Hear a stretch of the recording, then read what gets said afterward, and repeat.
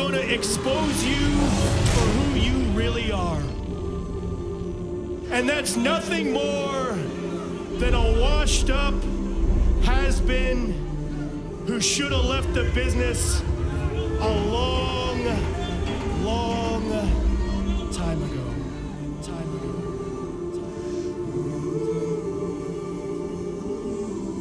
And that stupid face paint that you put on doesn't scare me, Sting. As a matter of fact, Sting, the reason why you put that stupid face paint on is because when you look into the mirror, you have to mask yourself, because you know deep down inside, when you look at yourself in the eyes, you know that you just don't have what it takes to hang in this business anymore.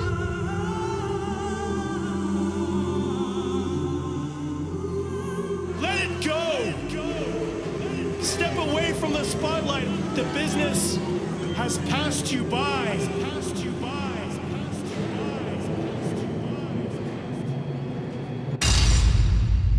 Woke me up. Bobby! Woke me up!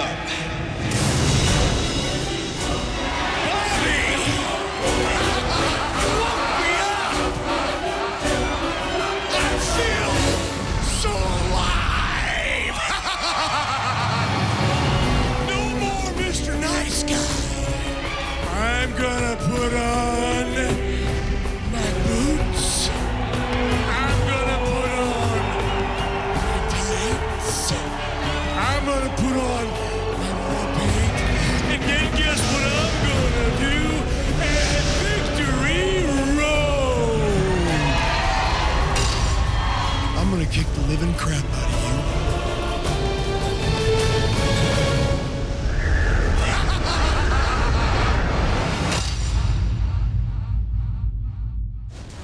And now, TNA Wrestling and Direct Auto Insurance present Victory Road.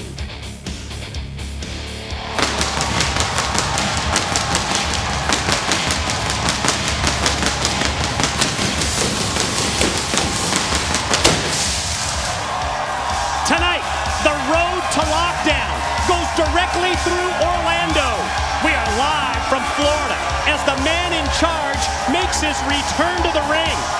It's Sting versus World Heavyweight Champion Bobby Roode. It's 4 big title matches. It's all right now at Victory Road. And get ready for TNA's version of Madness in the month of March. It's Mike Tenay, it's Taz, welcoming you to Victory Road, where tonight, Sting faces the World Heavyweight Champion Bobby Roode. And that battle will take place in a no-holds-barred match, which could be complete chaos. Anything goes, man. Dangerous type match. It's very special tonight at Victory Road. We want your input via Twitter. Use the hashtag Victory Road for all of your questions and all of your comments. Yeah, completely interactive with you, our fan base, the whole world. Got a fancy little laptop over here. Throughout the show, we'll read some tweets that people are putting out towards us, and it should be a pretty fun show right here at Victory Road. Can't wait, and at this point, we invite you to send your questions for the X Division champion, Austin Aries. Just remember, use the hashtag Victory Road. Well, I guess we should have expected this. It was 2 hours ago when Bully Ray, he went on ImpactWrestling.com. He promised he was going to be the first wrestler that you would see tonight, and he promised that he was going to hold Victory Road hostage unless his match with James Storm becomes a #1 contenders bout.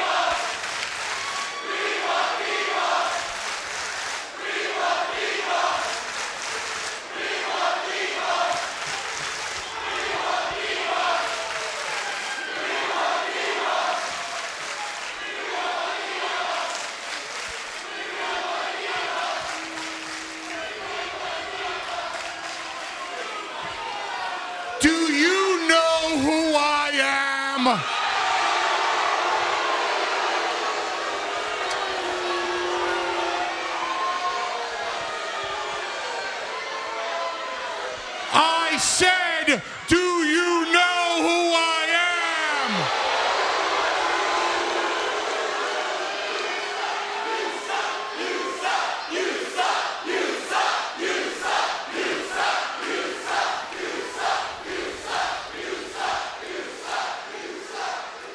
I'm Bully Ray. And as of right now, I am the talk of the wrestling world.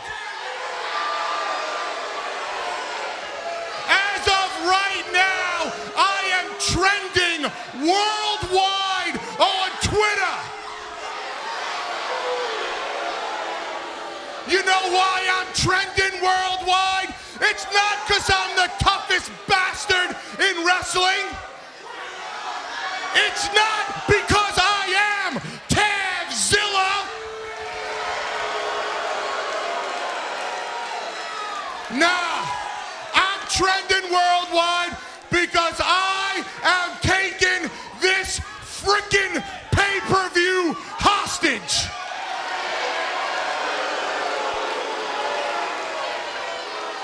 Tonight, you people get nothing.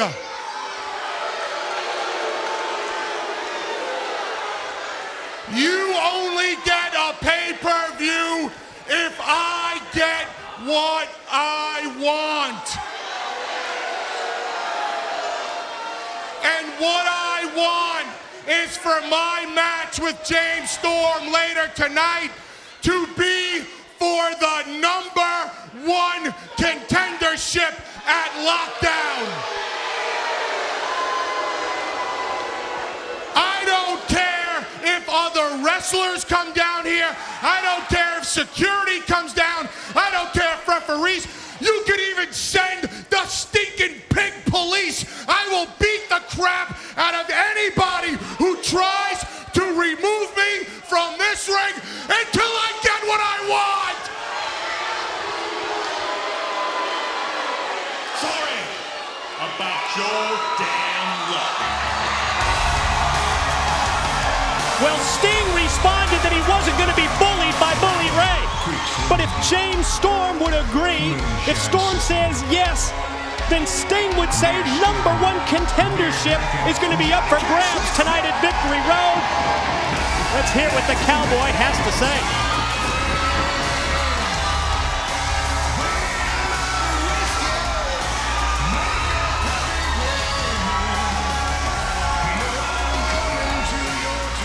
Well, it seems that there's a lot of beer drinkers in Orlando, Florida tonight.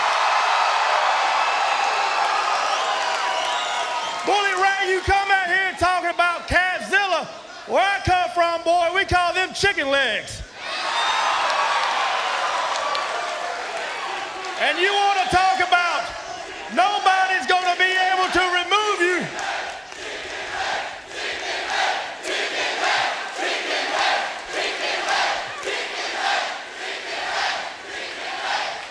You talk about nobody's going to be able to remove you from that ring, not security, not anybody, but Bully Ray, it's going to be real easy to remove you once I knock your dumb ass out with this right foot right here. And yeah, we're scheduled a little later on for our match, and you come out here and you say you want to be a #1 contenders match?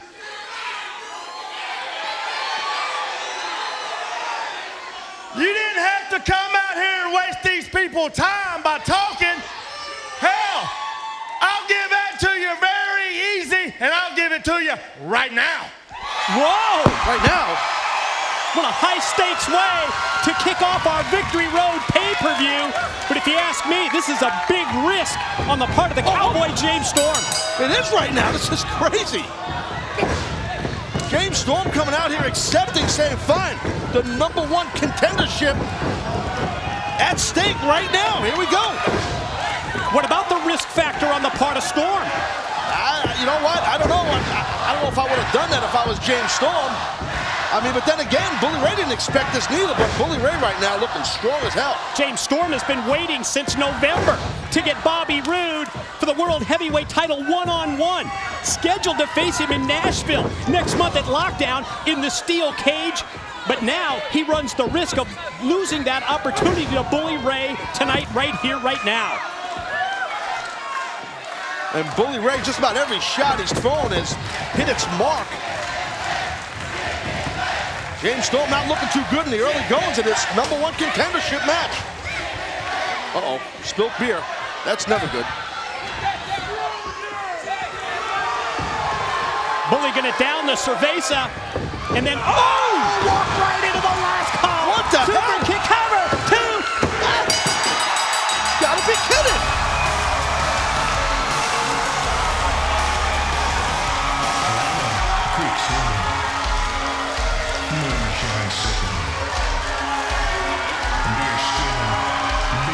James Storm just knocking Bully Ray's lights right out.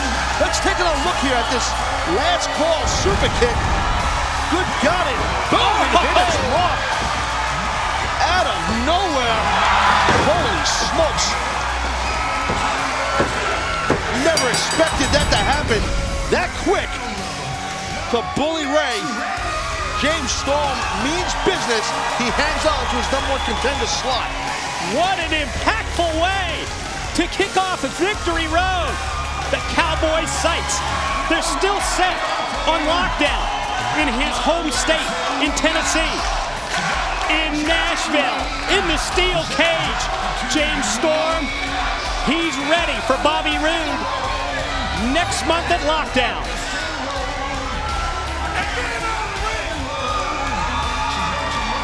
Huge win for Storm tonight at Victory Road as we send it to Jeremy Borash standing by with the X Division champion Austin Aries. Well, thank you very much, Mike. What a great way to start Victory Road tonight. And all night long, we are taking your questions via Twitter. #Victory Road. Include that in your questions. And we are taking questions all night long tonight for our guests here backstage. Austin Aries, X Division champion, come on in. Tonight, you are facing Zema Ion, and let's go right to it. Bottom line 333 tweeted this question: when will Sting smarten up and let you main event a pay-per-view? Got a question.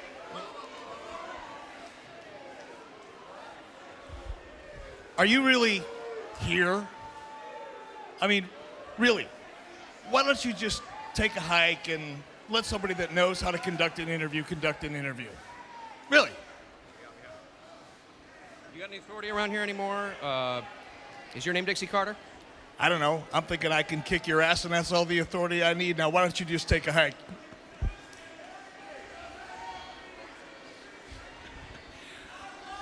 I can't believe I have an opportunity to meet one of the greatest things that has happened to TNA and Impact Wrestling in such a long time. Ladies and gentlemen, give it up, Mr. Austin Aries. It is such a pleasure to be with you. And Austin, I apologize for you having to come out here and spend any amount of time with the likes of Jeremy Borash. We all know that he doesn't deserve to be here, but let me ask you, what was that question again? It was Sting. When is he going to get his crap together and put you in the position you deserve to be in? The main event, right? The main event. Well, you know, Eric, you know as well as I do that I don't have to be in the last match of the evening to be the main event. Each and every time I step in the ring, A-Double is the main event. You know that. I know that. The people know that. Said like a true champion. Ladies and gentlemen, the man, Austin Aries himself. And Austin, it's great to be in the same. I mean, I cannot believe you. It's your pleasure, your pleasure. No, well, yeah, but still, you need to be out here. I appreciate it.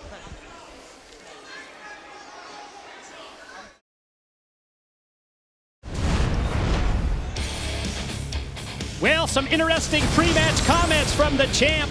Time for the first of 4 title bouts tonight. X Division title on the line. And let's break it down with the X Factors.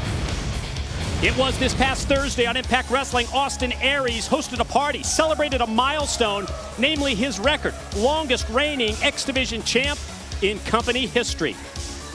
The self-centered Zema Ion showed the world his true colors, having no remorse when Jesse Sorensen broke his neck back at Against All Odds. Cocky challenger looks to become champ for the very first time. And recently, Ion defeated Aries by a disqualification in a televised title match. Tonight, the return bout. Will Aries extend his record-breaking reign? Or will Ion fulfill his promise by snapping the streak?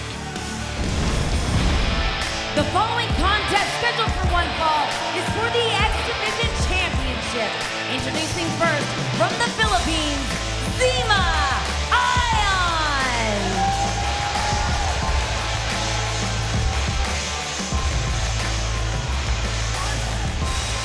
Huge opportunity for the challenger, Zema Ion. Promising to become X Division champion for the first time, definitely not lacking in confidence. No, he's not, and I think that's a big part of this young man's arsenal and his success at an early age. He is loaded with confidence. There's no confidence problem. He's loaded with arrogance also. And he's also loaded with the most important thing, and that's ability. This kid is just loaded with ability, and he can get it done. And Aries, there's a chance he might lose that title tonight. And his opponent from Minneapolis, Minnesota, the X Division champion, Austin Aries.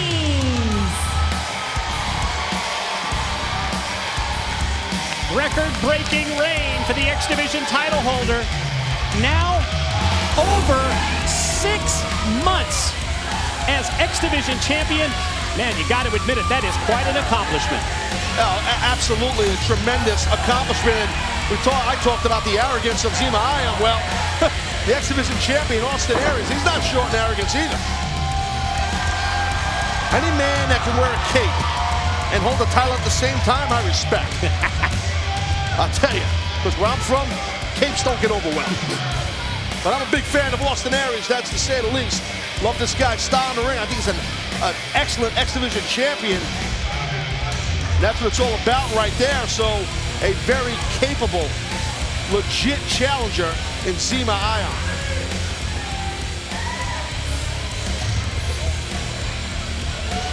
Referee Brian Hebner checking with both challenger and champion. And here we go, first of 4 title bouts. Tonight at Victory Road, stare-down process between Ion and Aries as they come face to face, and Zema Ion slapping a double, and that's just going to light a fire under Aries. I think that's what Zema Ion maybe wanted to do. Aries is usually very calm and cocky and calculating, so maybe Zema Ion trying to get Aries off his game a bit. Trying to get into his head, huh?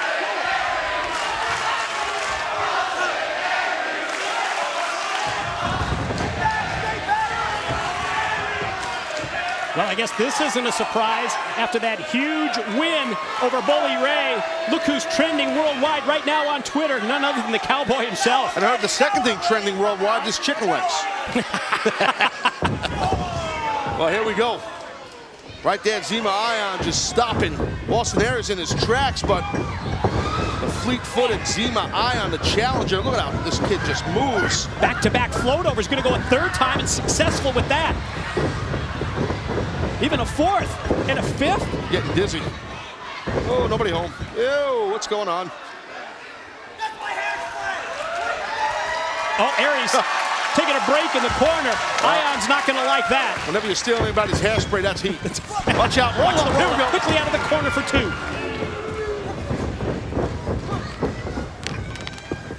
Oh, look at that. Nice handspring, cartwheel. Oh! Little payback, wouldn't you say? Oh my God, look at these shots right here. These clubbing blows by the champ.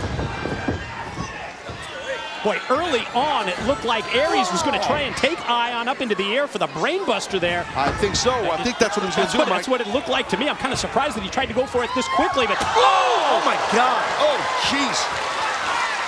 Good God, he landed hard. Zema Ion landed really bad there. How quickly was Aries all over Ion right there as soon as he got up to the corner? Watch this. Shove him down. There it is again, and so Look at that, man. Look at that live, though. Phone, please. Wait a minute. What is this about?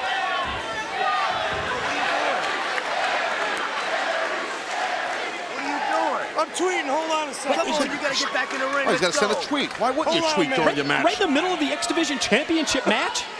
So Austin Aries, greatest man ever to live. Come on, let's go. It's posted. It's posted. think we just had history made here in TNA. First ever live tweet. Yeah, I've never seen that before. Oh my God. Look at that. She's got him. The pin. Wow. Oh my God. Nice springboard back. Another pin attempt and another 2 count. Austin Aries just video game-like, man. His in-ring ability is just second to none. I mean, those are just the little reasons, well, big reasons, why the man is the X Division champion. Eye on a sitting duck as Aries caught him from behind with the drop kick.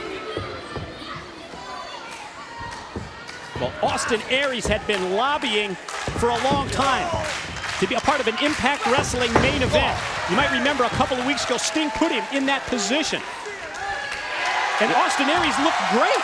Sure did. I'm not surprised at that. Austin Aries is the real deal. Zema Ion was trying to get out of the way here, get out of harm's way, but that didn't work. Oh, wow. Well, Aries landed hard on the outside. Maybe not as hard as Zema Ion did earlier in this match. That was insane. Again, the quickness of the champion. Before Ion can even consider trying to come back off that middle rope out to the floor, Aries back in. Ooh. Hold on, I'm gonna read right now Austin Aries' tweet. It says, it's a great day to be great. Hold on. Wait a minute, could have a champ here, no, just 2. Austin Aries says it's a great day to be great and a great day to live tweet. He's the greatest man who ever lived. Just ask him. Suave Bola. Right now, the greatest man to ever live, Austin Aries, the X Division champion, finds himself in a little bit of a pickle right now.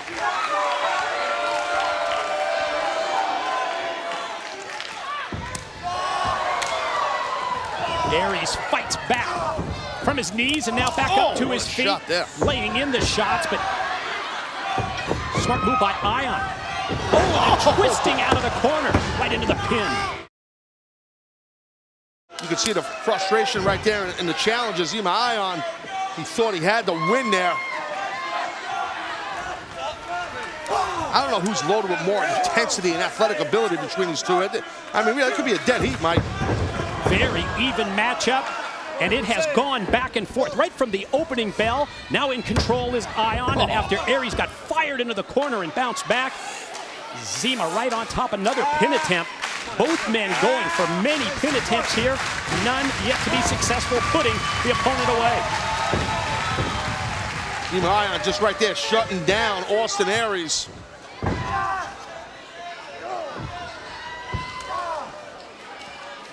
Hey, Mike, I'm reading this tweet. Someone just tweeted, Austin Aries, the greatest man ever to tweet. That's pretty funny.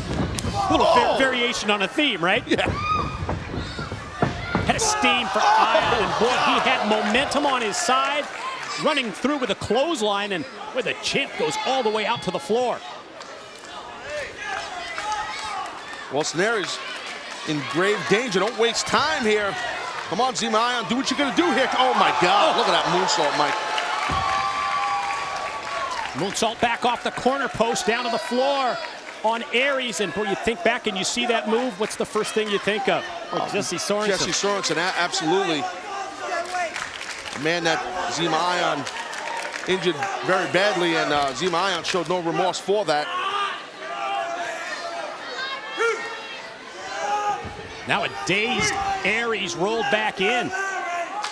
Let's see if Ion can put him away right here. Here we go, here's one, got two.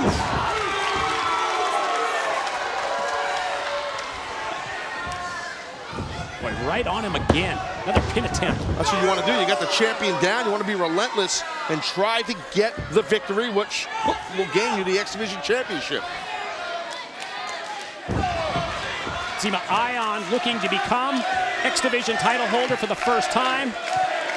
Tough competition. Oh, look at him mocking. Look at Zema Ion mocking the X Division champion. With a pendulum elbow drop that Aries is noted for. He's wasting a lot of time right here. Come on, homeboy, do what you're going to do. Especially when he's got the champ in this kind of position.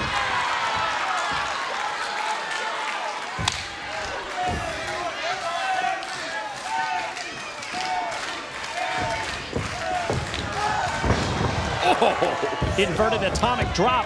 The move that Aries is going to use to try and get the offense going. Look at how Aries. Oh my God, what a beatdown. Going into street fight mode right there. All about the strikes in the corner as what? I think Zema Ion taking the hairspray. I've seen this before from Zema Ion, putting the hairspray in his tights. Oh! Forearm shot. Yeah, I don't think Aries realizes what's in the tights of Zema Ion. Insert joke any place you like. Whoa, whoa. Oh! No joke with that outside-in shoulder block, and then right down the back of Ion. Ooh, knee breaker. Oh, for that slam. Look at this. Putting the moves together, and now you want to see how a pendulum elbow is done. Got to see these tweets, man. Aries, he's got a massive fan base here. He's got him. Right on top, and nope. People are just loving Austin Aries right now on Twitter. Great part about Victory Road. Your interaction, letting us know your thoughts, your comments, your questions for the competitors here tonight. Back body drop by Ion, and all of a sudden the match turns in the favor of the challenger with that one move. Now you see Zema Ion just kind of finagling around with that hairspray can in his crotch area. Finagling around, huh? That's what the kids call it today. Now watch out now. And referee Brian Hebner not allowing Ion to introduce the title belt. Oh my, Aries gets sprayed, gets blinded with the hairspray. He's gonna get him. He's gonna get his new champ right here. Here it is, new champ. Two. Oh! Just a natural reaction there from Aries, obviously. Using his leg power and strength to kick out before the three. Ion gonna go again, and oh gosh, shoulder. He flipped it into 302. Wow. Couldn't really tell. I mean, Aries landed very weird right there, but you see about to explode as Zema Ion. He's like, what do I have to do to beat this guy? Yeah, I blinded the champion, hitting with back-to-back cool moves. Oh, powerful moves in the shoulder in the corner.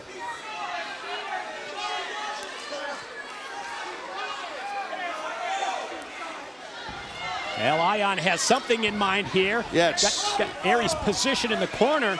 He's blind. You can see Aries still grabbing at his eyes. I mean, I don't know if you've ever been sprayed with hairspray in the eyes. I have. Not many lately. times. Oh, I have.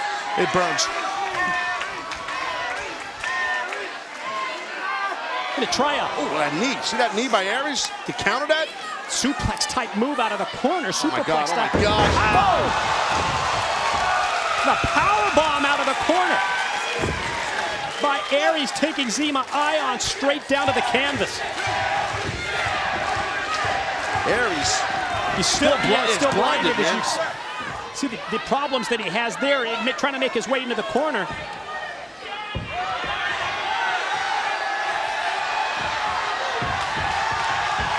Maybe a little help from the crowd here at Victory Road as he takes him up for the brain buster. Straight down in his head. Roll through.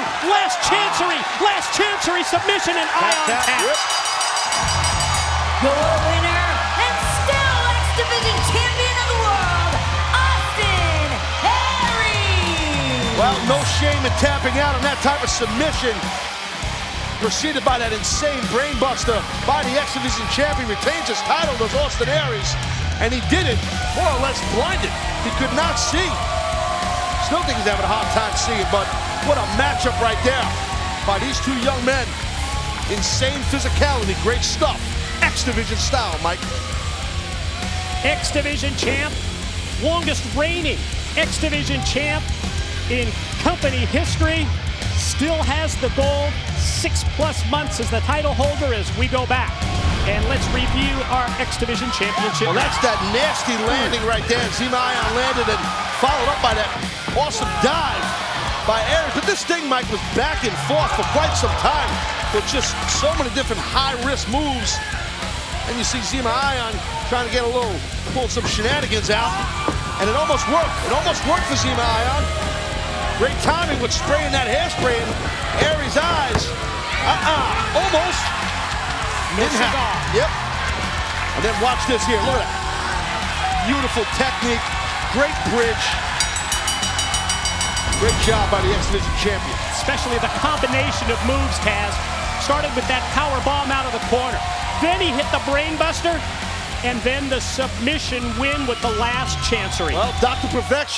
Perfection just tweeted, Aries wins, great match. I agree, Doc. I'm on board as well. Great match, great win for the X Division champ, Austin Aries.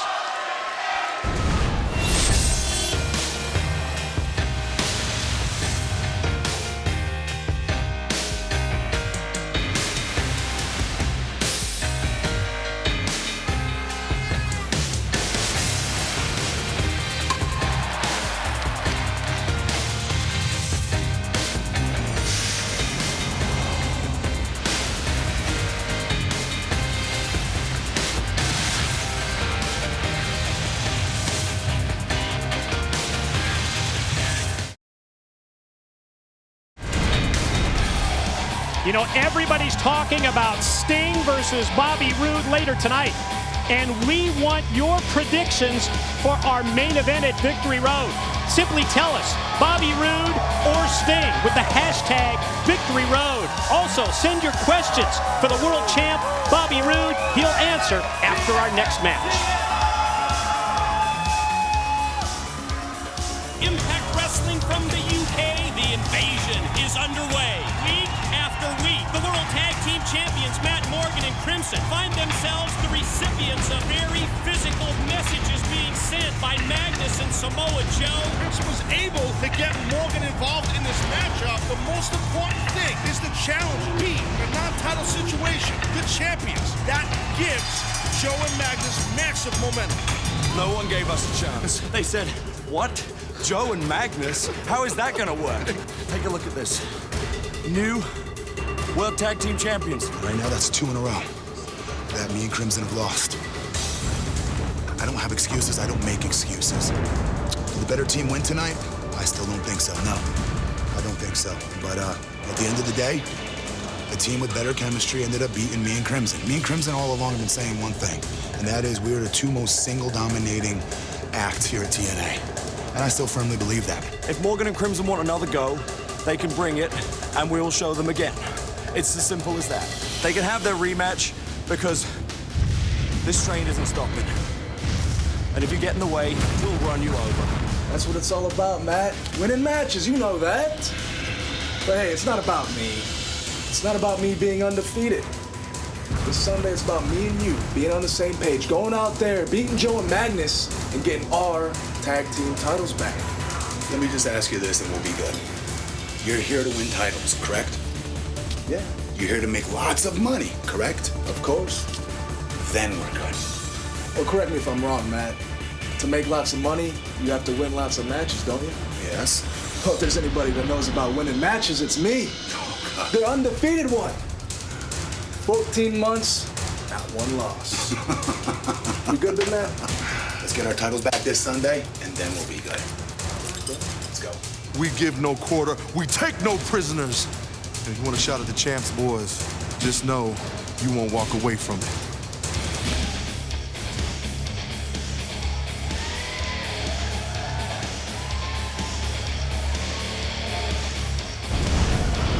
And here we go, title match number 2 at Victory Road. World Tag Team belts at stake. Tag Team Championship matchup to be previewed by the taglines, which are coming up right now. It was back in the month of December. 8 teams competed in that random draw tournament to determine #1 contenders. Samoa Joe and Magnus not only prevailed in the tournament, but they won the titles last month at against all odds. Former champions came up just short in their first opportunity to regain the titles. Tonight, Matt Morgan and Crimson get a second chance to get back the gold. Blueprint, undefeated one. Are they back on the same page since losing the titles? We've seen, well, some finger pointing. We've seen some blame placed for the losses. Tonight, challengers have one more chance. Let's find out if they've cleared up their issues in an effort to win back the World Tag Team Championship. The following contest scheduled for one fall is for the World Tag Team Championship. Introducing first, the team of Crimson and the Blueprint.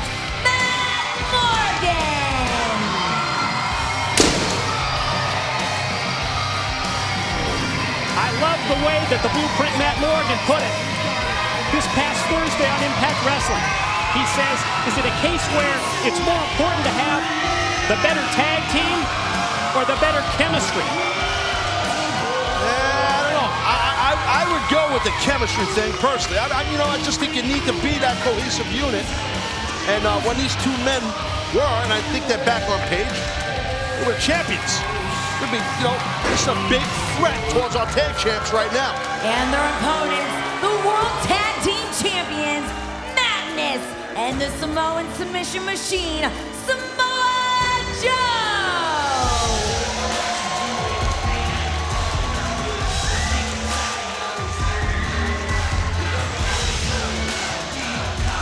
There's not much in common between these two guys right here. These two different type of athletes, two different type of wrestlers. They're different people. Different backgrounds. Different parts of the world. I mean, but they have that common bond of remaining champion, of being successful, of being the top of the heat. And, I got to say, I hate to toot my own horn, but toot. I told you back in the day these guys would be good together. Got to admit it. Come on, you got to admit it. Yeah, you were the one dissenting vote. Got to admit it. Everybody else was talking about team chemistry for these two. Not possible because of what you just laid out, because of all the differences, because of what on paper looked like a team that has two great wrestlers, but probably not great teamwork. But it's been anything but. Right from the start of that wild card tag team tournament that kicked off late last year, all the way through their tag team title win, Samoa Joe, Magnus, they just keep proving the doubters wrong. Getting better and better and better and better. They're on top of the mountain, the tag champions, and they're getting more cohesive. They're doing different type of double team maneuvers, and they're hitting them on point. But they have to deal with a team that from a physical standpoint is bigger than the champions, meaning Crimson and Matt Morgan. And they also they gel very well, the challengers. Longer time together as a tag team when it comes to the challengers. Matt Morgan and Crimson. Morgan asked Crimson point blank, are you here to win? Oh, whoa. Tagged himself in, did Crimson. Says, I've got it. I've got things under control here. Well, sometimes you got to take a back seat to your partner. There's nothing wrong with that.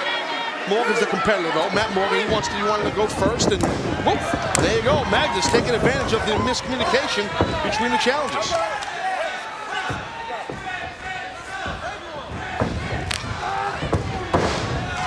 Shoulder block off the ropes by the undefeated one. Crimson is, well, I think you talked about the potential for this earlier. Trending now on Twitter, A-double himself. Austin Aries, yeah. Nice. Look at this Crimson. Now he's just really putting it on. One half of the tag team champions, Magnus. Devastating blows right there by the undefeated one. Series of strikes in the corner. 14+ months. Crimson has been unbeaten, neither pinned nor submitted in any of his matches, singles or tag teams, as Magnus unleashes the force behind that clothesline. This is smart right here. If Magnus is going to do what I think he's going to do, tag Joe and then cut that ring in half if you can, and keep Crimson in that corner. Look at Joe here. Talk about strikes, left, right, boots, throwing everything at Crimson, and then backs down referee Earl Hebner with the intimidation tactics. I like Joe's new mohawk. Very handsome. He looks very handsome, Joe. Samoa Joe's mohawk is trending worldwide. Power behind the knee drop as the 300-pounder goes airborne, and it's what you talked about earlier, right from the time that they put in the tag. It's Tag Team Wrestling 101. From the time that Tag Team Wrestling was invented, cut off that ring, limit your opponent making the tag to his partner. Well, there was a good opportunity. There was an opportunity right there. Crimson hung on to those ropes. I think he could have just went over and tagged Matt Morgan. Yeah, but he just again told Morgan, I've got it. I've got things under control.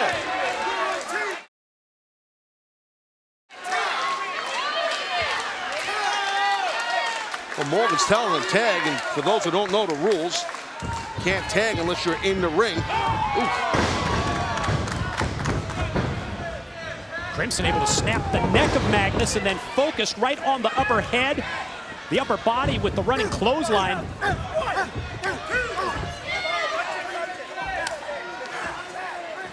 See, Morgan is pleading, begging Crimson, tag me, tag me.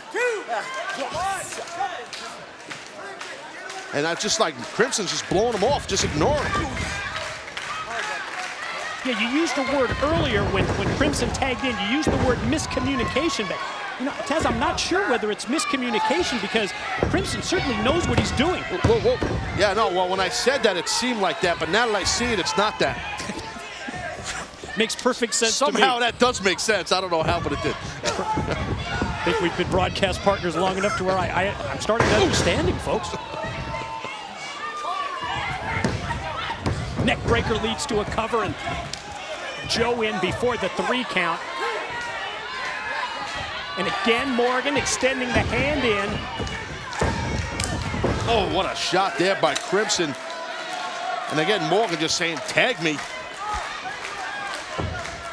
Meanwhile, Crimson's doing pretty well for the team here. He again gives him the sign that he's got things under control, and he does with the high vertical. Off the suplex takeover. Here's the pin, and with the far leg hook, still just 2. Yeah, but Crimson's treading in dangerous waters here. I mean, yeah, sure, he's mounted some sort of a comeback and kind of leveled the playing field without Morgan's help, but that's not Morgan's fault. I mean, Crimson didn't tag him in, but you got to be careful because as much as dissension we see between Morgan and Crimson, it does seem like Magnus and Joe are working as a unit together. You know, right now, Magnus got driven back of his head right into that mat. I mean, plus, think about the time that you've been in the ring here. Crimson, from the very outset of this match, from the opening bell, he took over, and the crowd here chanting, "We want Morgan." But Crimson in control, slam on Magnus, and the follow elbow drop is right there on target, leads to the pin. Well, just from a cardiovascular standpoint, get your partner in there. I mean, really, you're in there for a while. Get a blow on the apron, right? Well, that's the idea when you're part of a team. You know what they say, Mike? There's no I in team, for God's sakes, right? Well, you could dot the I with that. That might be it. That was sweet. 2. You've got to like the resiliency of the champs here. Magnus has taken a beating from Crimson, now neutralizing him on the mat with the cravat. It's like Crimson, he's just wrestling this match like it's a singles match. And you can just see Morgan, he is hot. He is on that apron. He is not a happy giant.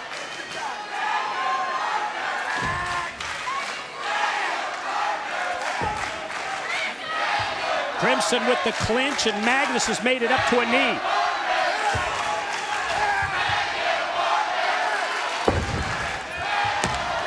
The Brit fights back with rights.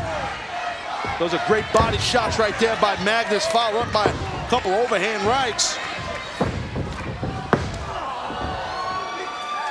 Well, but then Magnus got caught with the Crimson boot, but the quickness of Magnus right there. One step ahead of Crimson, beating him to the ropes, and then catching him with the clothesline. This was my point earlier from a cardiovascular standpoint. You could see that Crimson got lit up there, and he's sucking some wind. That's because he took a chunk of this match by himself. And it still looks like he's not trying to get Morgan in this thing. The longer this match goes, as we've been pointing out, it's only going to be a detriment to the challenging team. This is for the tag team titles here. You got to wake up, Crimson. There we go. And Joe to the corner, and again he says, "I've got things under control," as now Joe gets the tag, Joe's legal, and Joe's all over Crimson. And Joe was fresh as a daisy on that apron, so yeah, that's what I'm saying. Joe not sucking any wind. He was just waiting to get in this match. His partner tagged him in, and look at that. Snap, slam, pin, and no. Shoulder up before 3. Hey, I'll tell you, if I'm Samoa Joe and Magnus and I'm the tag team champions, I'm loving this. Got it. This is great. You're making it easy on us. Oh, look at that, Morgan. Well, the Blueprint saved his partner, tosses him to the corner, and then tags himself in. Well, sometimes you got to take business into your own hands, and that's what Morgan did. Very intelligent. And it's Morgan on absolute fire, as you would expect. Fresh man taking it to the champs. You can see how bad Matt Morgan wants to be one half of the tag team champions again. Take himself in again, Mike Crimson. I'm not sure. It looked like Morgan was setting up for the carbon footprint in the corner, but again, Crimson tags in, and Morgan spins him around, and now Morgan's legal. Morgan trying to drive home the point to Crimson that we're a team. Well, I've seen teams be on different pages. These guys are on different books. Morgan with his back turned. Oh, wait. It's caught from behind by Magnus. Oof! Joe inverted. Oh! Big boot from Magnus. Oh my God! Crimson just dropped down off the apron and has walked to the other side of the ring. Cover. Got him. Oh! No. Crimson just leaving Matt Morgan, throwing him to the walls here, just leaving him in there. Wow. Morgan digging down deep, kicking up. I'm the winner. I'm the winner of this team, Morgan. Not you. I'm the winner. You need me. How about that? I don't need your ass. Well, I guess Matt Morgan telling Crimson, hey, I'll run solo. I like that pride out of Matt Morgan. Yeah, pride's great, but 2-on-1. He's looking good though, Mike. So far, so good. Unleashes the clothesline. Oh, it's Crimson. Oh! Crimson spears his own partner.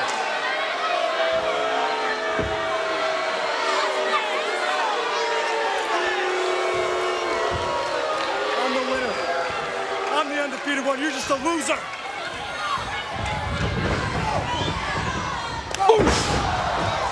Morgan set up in the corner by Joe. Here we go. Seen this many times. Oh my God. Snapmare leads to the flying elbow drop.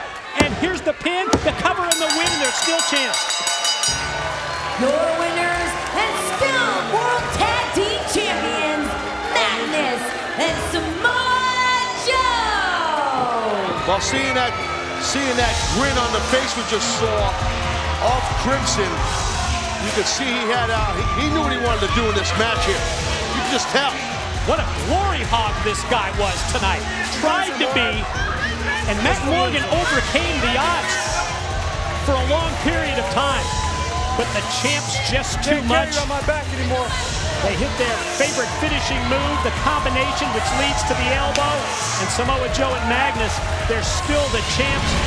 As Crimson walks away, this is what went down. Just that nasty spear right there by Crimson on his own partner, and then the champions take advantage. And I gotta tell you, I mean, we're getting tweets like crazy here. The boss man 1017 said, Crimson, you don't have things under control. I disagree, because I think Crimson knew exactly what he wanted to do. His last intentions was being one half of the tag team champions. I think Crimson's intentions were screwing Matt Morgan. Crimson still talking about how he's the winner. The Blueprint's the loser. He left his tag team partner high and dry as we go to Jeremy Borash with the world champ Bobby Roode. Thank you very much, guys. I do appreciate it. I want to take this quick time to apologize earlier for my coworker, Eric Bischoff. Really, what could I say about him that hasn't been said already many times backstage for pretty much the last 20 years? At this time, I want to bring in the World Heavyweight Champion, Bobby Roode. Please come on in at this time, sir. We have been taking questions all night long. Victory Road, the hashtag tonight, and fans are tweeting a lot of questions about your match tonight with Sting. Let's go ahead and take one right now. This is from Ryan Gilmore tweeting in. How do you plan on beating Sting tonight? How do you plan on getting into the head of the Cowboy James Storm? You want to ask the champ a Twitter question. Well, here's a Twitter answer from the champ. The talking is over. The mind games, Sting, are over. The table's been set. You've made your bed. Now it's time to lie in it. Victory Road, main event, no holds barred. Tonight, Sting, I end your career. And as far as the Cowboy James Storm is concerned, Storm, need I remind you that you have never, ever beaten me one-on-one. And next month, in your own backyard, at Lockdown, inside a steel cage, I will prove once again.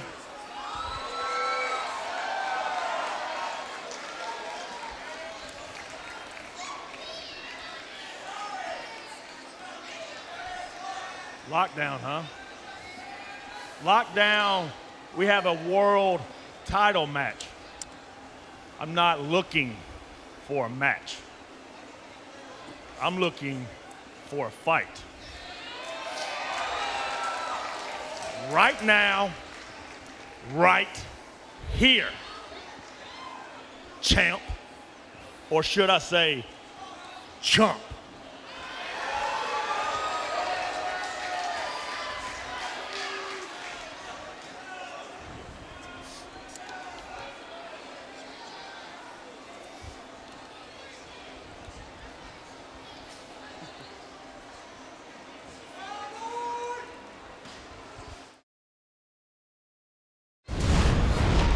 Well, James Storm, Bobby Roode for the World Heavyweight Championship. That's next month. That's Lockdown in the steel cage. Tonight, still to come. Here at Victory Road, it's Sting versus Bobby Roode, and some very interesting responses on Twitter when it comes to your predictions that you've set in for our Victory Road main event, Taz. Yeah, I'll tell you, I got to say, I mean, there's a lot of tweets here, and it seems like a lot of people are looking to see if Sting will just take out Bobby Roode. Sting seems like the front runner, the favorite right now to me, according to the Twitter world, anyway. That's what I've seen. I've been looking over your shoulder, trying to gauge the response, and it seems like, well, it's quite a ratio in favor of Sting over Bobby Roode, and that big showdown is still to come tonight here at Victory Road. We invite you to still send in your questions, your comments about Victory Road. Just use the hashtag Victory Road, and I got a question. This is great the way that we have this interaction with our fans. I love this. I love being interactive with fans during matches, reading tweets on the air about it live. Why is it hashtag? Why is it not #? Victory Road? Why is it going to be? What's a hashtag anyway? What is that? Hashtag #? Number sign. What era are you in? I don't know. I'm looking. I can work this computer. Ladies and gentlemen, after our next match, we will have a very special interview with our TNA president, Dixie Carter. And when it comes to social media, you can follow TNA by being right there with Dixie Carter at TNA Dixie on Twitter. That's the way to go to get all the information from our TNA president. If you haven't noticed, Twitter's taking over the world. It is. At least this guy's not taking over the world. Hopefully not, anyway. TV Champs music.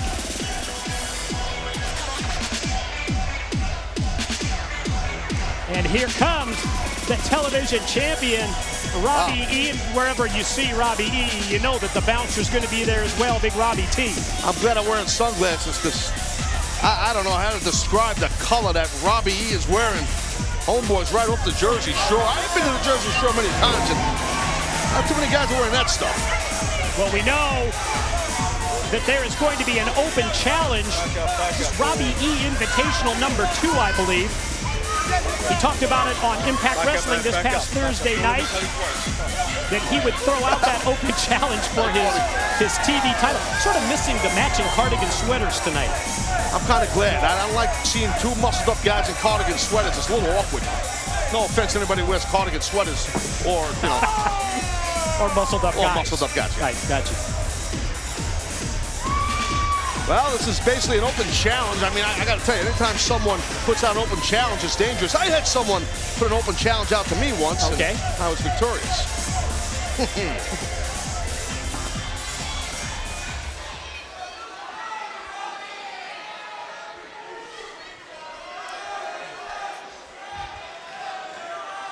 Big Rob and Bigger Rob unfortunately have some bad news tonight for you guys. Due to every wrestler in the locker room already being contracted to a match, It looks like the Robbie E Open Challenge. It's not gonna happen, man. You know I wanted that. I mean, I really wanted some stiff competition tonight, bro.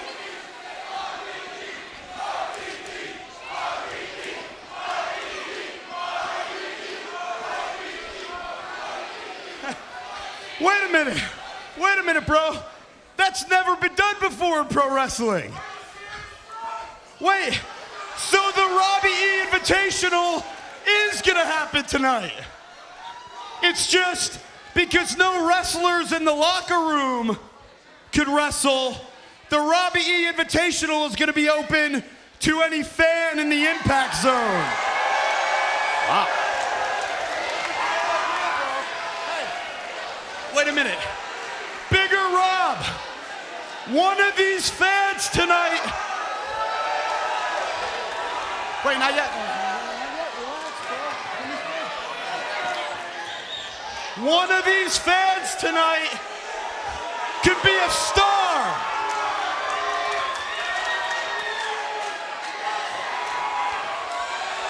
Not yet. The question is, who's it gonna be, bro? Who wants to get in the ring with the greatest Impact Wrestling television champ of all time? Hey, Ron, give me somebody, bro. Point him out. Who? This hamster sitting right over here? Bro, he's like 70 pounds. I'm jacked. He can't get in the ring with me. What about over here?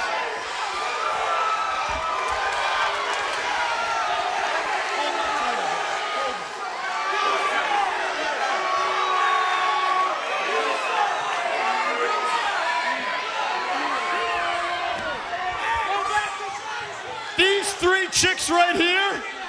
Oh, he's outweighed. Bro, they're like 400 pounds each. I'm not getting in the ring with them. It's a lot of hamsters.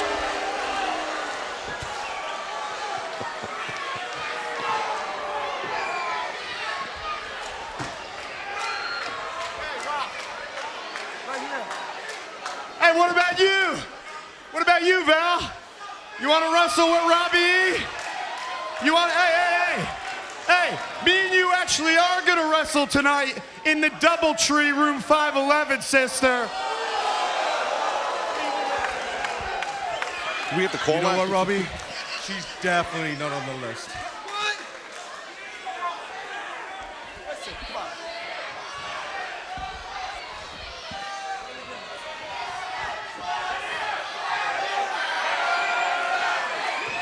You know what, bro? I made a huge mistake. Nobody here deserves a shot against me. This Robbie E Open Challenge is officially canceled. So, Bigger Rob, let's give them what they really want. And let's pose, bro. Oh, no, don't do that. They're gonna pose together? Oh!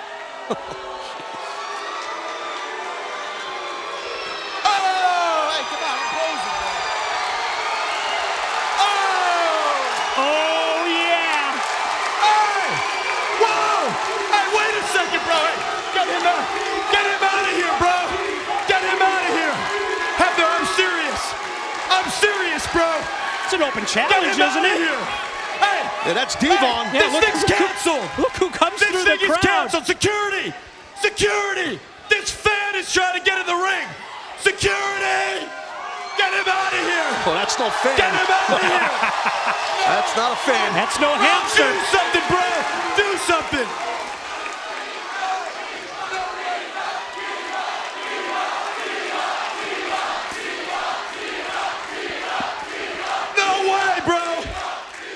This is canceled. This is canceled, bro. Get him out of the ring, dude.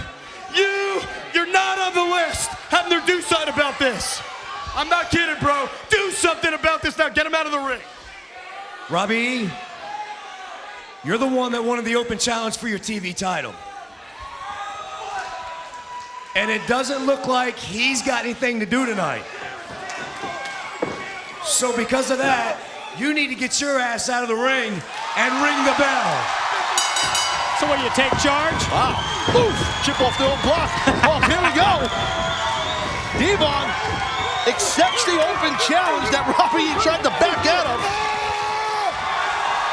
The TV champ is in trouble. Fired up Devon, gonna toss him. Whoa, all the way across. Big Beal right there, buddy. And an even bigger clothesline. Tommy Jackson MMA just tweeted simply Devon. That covers it. Ooh. Face plant by the challenger. Measures and drills him with a clothesline that's so powerful that the TV champ goes flying. I mean, Devon's out here in street clothes and everything, and he wasn't booked tonight to wrestle, so it's all good in the hood, unless you're Robbie E right now. Look at that, trending right now, Matt Morgan. Ooh. Well, that little distraction, big distraction by Big Robbie T. Devon took his eye off the prize. Oh, wait. Hey, put it down. That's Brooke Hogan, right? It sure is. Get him in the ring, let's go. Brooke Hogan sitting ringside, getting involved in our TV title matchup tonight at Victory Road. Robbie E will roll him in, and boy, Champ relentless with these pin attempts. Yo, listen, you put out an open challenge, you never know who's going to accept it. I mean, especially when you start throwing it out to the audience, and then someone like Devon comes out, and you could see here the desperation that coming out of the television champion, trying to get a quick victory with constant covers. Crowd from the outset has shown their support for the man who accepted the open challenge. The challenger's tossed into the ropes. Explosive was Devon. Oh my God, another clothesline. Look at that back elbow driving through it. All the moves explosive from Devon. Jumping shoulder block takes the champ down. Devon's in great shape, man. He looks great. Straight down with the neck breaker. Oh man, Robbie's in trouble. Robbie's in trouble. Oh! Sandwiched in the corner. Jumping clothesline from the 23-time World Tag Team Champion. Oof. Robbie T taken down to the floor. Shrugs off the champ, who misses the clothesline. Oh! Powered straight down. Devon covers, stacks him up. Got him! And then we got a new champ. Oh my God! Your winner and new television champion, Devon! Devon did it, baby, out of nowhere! We crowned a new television champion! Great job! Look at that passion in his eyes. That happiness. Working his butt off. Kind of been on the sidelines a little bit. Shows up out of nowhere. Accepts the open challenge. Beats the television champ. And we crown a new TV champion. Let's take a look at this ring. Robbie challenged everybody. Fans and everything said all the wrestlers in the locker room were booked. Did not want any part of Devon. The referee said, you put the challenge out there, it's on, it's official. Yeah, Champ thought he had the night off. Hardly. All about the power game from Devon. There you see it. The 3 count is everybody gets on their feet as they testify for the new television champ. Well, Scorpion_File said, wow, what a move. Haven't seen Devon like this in a while. Congrats to Devon, the new television champion. Great to hear your response on Twitter. Hashtag Victory Road. The support for the new TNA television title holder as Devon does it. Robbie E is livid. New champ in the ring with his new gold. As we go to Jeremy Borash with the TNA president, Dixie Carter. Thank you very much, Mike and Taz, here at Victory Road. I'm joined by the president of TNA Wrestling, Dixie Carter. And Dixie, I understand you have a special announcement to make. I do. As you know, this June marks TNA's 10th year in business. It's a very special milestone for us. And to celebrate, we're going to have a special pay-per-view, Slammiversary. And I felt like we needed to go someplace that would be fitting for our big night. So we're going to a place that we've never been to. We've never played television or pay-per-view there before. And it also happens to be my hometown. We're going to the Dallas-Fort Worth market.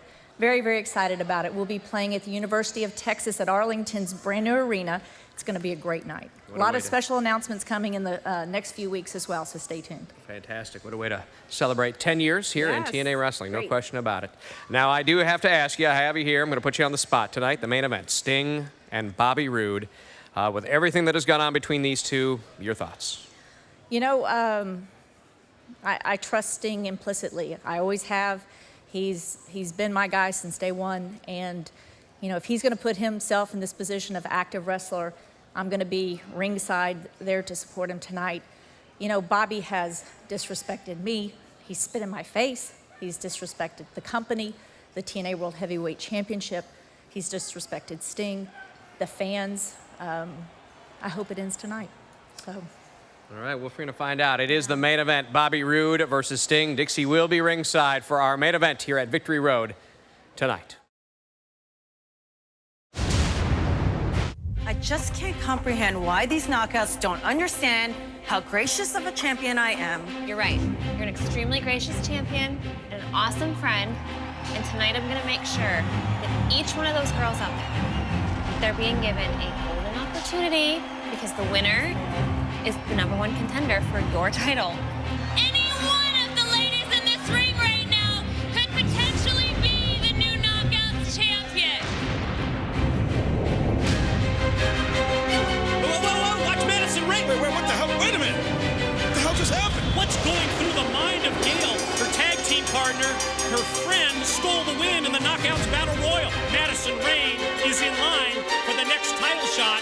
It doesn't do anything to our friendship. If anything, it strengthens the bond. I stepped up and I offered to give her the competition that only Gail deserves. Madison Rayne, we'll have a little celebration with her friend, and it seems like Gail's into that too much. It's almost like she's trying to convince Gail Kim that they're still friends. I was so harsh last week. I totally overreacted. So I got you a gift. What? What is it? What is it? A match with ODB. Gail Kim from ringside cheering on. Madison Rayne, who just got decked with the ODB clothesline. She made some sort of an attempt to get in the ring and help her buddy Madison out, but Gail got all fumbled up in the ropes. Well, sounds like a convenient excuse from Gail Kim. I feel like you and I lately have kind of been on totally opposite pages. Tensions got a little high. We were back and forth with each other. But that's what friends do. I don't want to fight anymore. Madison, I'm so glad you know how this friendship is supposed to work. Madison from behind used the Knockouts title belt. She hit Eric Young, who drops right on top of Gail, and we have new champs. Thank God I still have this title because I didn't Because you screw didn't up. kick out? No, And you because cost you us the screwed up. tag title, You Gail. That was cost your it. fault. Every time I you try hit to you help with that Madison, belt, and you didn't screw kick up. out. Yours. Your fault. Should be one hell of a Knockouts title this Sunday between Gail Kim and Madison Rayne. Madison Rayne challenges Gail Kim for the TNA Knockouts Championship. And here we go, Knockouts title time at Victory Road. Madison Rayne and Gail Kim getting ready to square off. Here's the tail of the tape to preview our next championship showdown. Tonight's challenger, Madison Rayne, used a shortcut, outsmarted the competition, winning a battle royal to become the #1 contender. The most recent step in the BFF relationship gone bad was when Madison and Gail, they lost the tag team titles to ODB and, yes, Eric Young. Gail Kim has held the Knockouts Championship since defeating Velvet Sky back in November at Turning Point. Three-time title holder Madison Rayne. She has the record for the longest reign as Knockouts champ. In Gail and Madison, we have the two dominant competitors in the division. The following contest scheduled for one fall is for the Knockout Championship. Introducing Introducing first from Seattle, Washington, Madison Rayne. Three-time title holder, but in the role of the challenger tonight at Victory Road, the lovely Madison Rayne. Madison knows what it's like and what it's about and what it takes to be a Knockouts champion. That's pretty well documented. Question is, can she get it done tonight against the very capable Knockout champ, Gail Kim? She's got that clean wave down pat, doesn't she? She sure does. I mean, you're looking at a wave. Why would you look at a wave when this girl comes out? You're looking at a wave. I'm looking at her mesh costume that she's got in those Robin-like boots. The mesh, that's a mesh, right? It's like a polyester or nylon, possibly. Robin-like boots. Remember Robin, Batman and Robin? Gotcha. And her opponent from Toronto, Canada, the Knockout champion, Gail Kim. Well, you seem to be in charge of the fashion police tonight. What do you think about Gail Kim, the Knockout champ? Hotter than ever. Yeah, no complaints. I mean, I'm down with the latex and the turquoise lace action going on there. So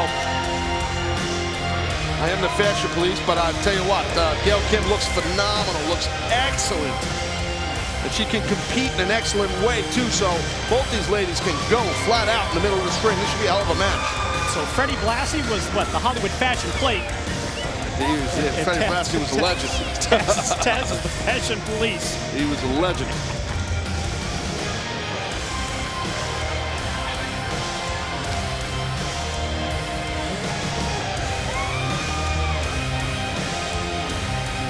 Gail Kim blowing kisses across the ring to Madison. Well, that's sarcasm. You know, there's nothing wrong with that sometimes, getting someone's head before a match. It's going to be so interesting to see, without one to help the other, who's going to emerge tonight with the Knockouts title. Trying to rip each other's hair out, same thing in mind.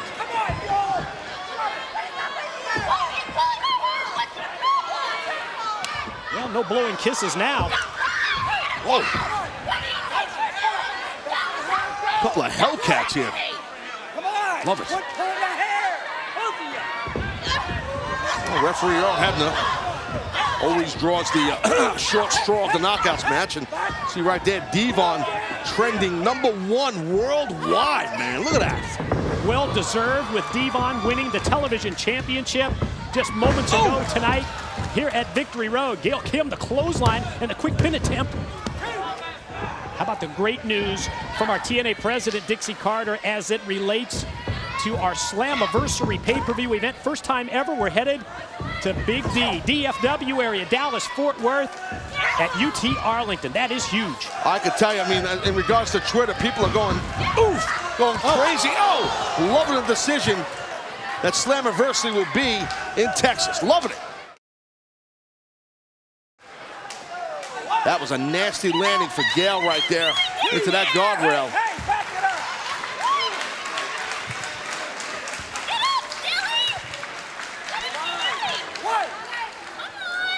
Gail crashes and burns on the steel. Madison rolls her in. See if she can put the champ away here and win the title for a 4th time. Oh, very arrogant cover, cocky cover by Madison Rayne. It's not a smart way to try to win the Knockouts title against someone like Gail Kim. Oh, look at that counter. Yeah, quick roll-up attempt out of that, what looked to be a scissor stomp type move with the head scissors applied, but then Gail gets dropped straight down and I think landed bad on her shoulder. Yeah, well, that was a trademark move that Madison went for, but no, Gail knows Madison so well. It was an excellent counter. Oh my God, talk about vicious. Yeah, the violent side of Madison Rayne showing itself here is now Gail stacked up in the corner and the boot right under the chin, right on the throat, right on the windpipe.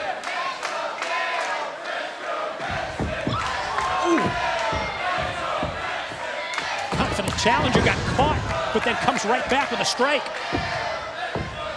And you can see again that smirk on the face we saw for a moment by Madison Rayne. He's loving life right now. Oh, look at that. suplex sets the pin off the bridge. And Madison not happy with the count. It's kind of split on Twitter. I mean, who they want to see win this match off fans worldwide here. Kyle Gordon 91 says hoping Gail Kim wins this match. And then that's Stephanie Newland says let's go Madison. Not too good with the pronunciation of names. I apologize. It's not my style. Thanks, Mike. Not one of your strengths, huh? No, reading. Anyway, oh man. Like Gail Kim trying to injure the leg and the knee of Madison Rayne, and I think successfully doing so. That was nasty. Got me out here multitasking. You just sit there and do one thing. I'll do 10. That's all right, Mike. I got it. Don't worry about it. You got that? Yeah, I got it.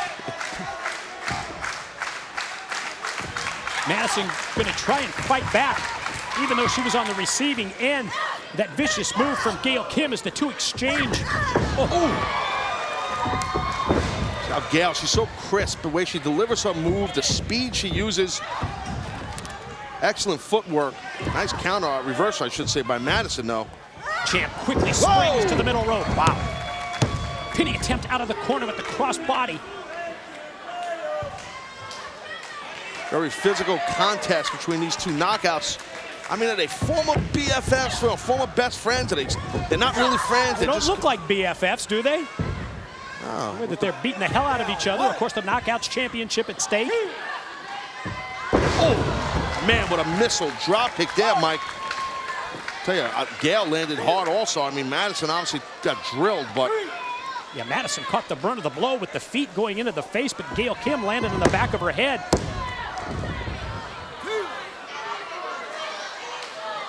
Well, two competitors who know each other so well. The Rayne is knockout tag team champions. Very familiar with the offense of the other. Yeah, that makes it easier to count. Oh, she went for eat the feet. Nice standing switch, roll through. Here we go. Cover and momentum on the side of Madison, who rolls through for two. I got a funny feeling Madison might have had some of those tights in her hands of Gail Kim. Not much of them, but she grabbed whatever was there. Ooh! Straight down, neckbreaker style by the challenger. Madison slow to cover, recovers, heads to the pin, and Gail Kim able to escape. Referee O'Hebner using Madison Rayne's shoulder to get up. Just doing my job. Call him as you see him, right?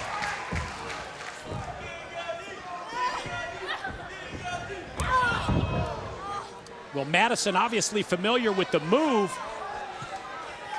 that Gail Kim was trying to execute, able to counter and then send her straight down, face first to the canvas.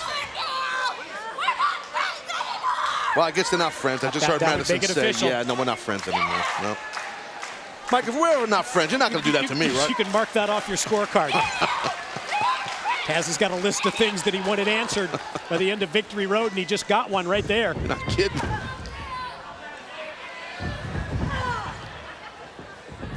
Look at Madison. What you got in mind here? Look at, running, charging into the drop kick.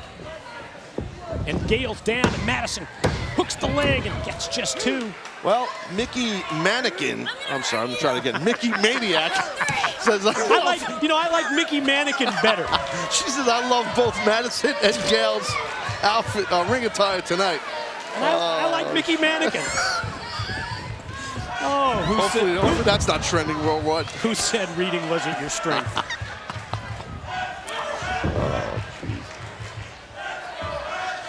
They're killing me. But right now, Madison, she's trying to put out Gail Kim. Oh, there it is. Eat the feet.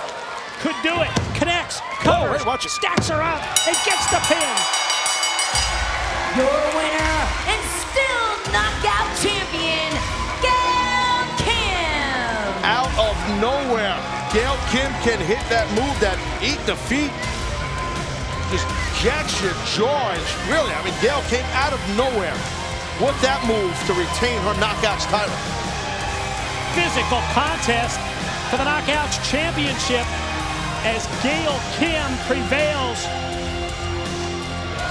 As we're going to go back and take another look at how Gail Kim was successful tonight at Victory Road. Look, that counter right there, spin for it, boom, there it is. Eat the feet, just knocked out. Madison Rayne and Gail Kim able to retain her championship against a very capable Madison Rayne, who's still very groggy. Battle of the former tag team partners. The former tag team champions decisively goes to Gail Kim, victorious tonight at Victory Road. Gail gets the W over Madison Rayne. As we send it to JB, Jeremy Borash is standing by with the tag team of Christopher Daniels and Kazarian. Coming up next here at Victory Road, it's the tag team matchup. Mr. Anderson and the phenomenal one, AJ Styles, taking on my guests at this time, Christopher Daniels and Kazarian. And gentlemen, before I ask you about the tag team matchup coming up next, I got a question. I get on Twitter a lot about you, Kazarian. It seems as of though lately you've been a more aggressive professional wrestler. You've had a... Jeremy, you're making a big mistake here. You're asking the wrong guy the wrong question. I mean, whatever Frankie's participation in this game plan is, it's still my game plan. I'm running the show, and don't you forget it, and don't you forget it. Now, Ken Anderson, you got involved in something that doesn't concern you. This is between me and him and AJ Styles. A decade of friendship, a decade of history. Well, that was a mistake you made. And tonight, as we walk down that aisle as a unit at Victory Road, the both of you are gonna pay for the mistakes you've made.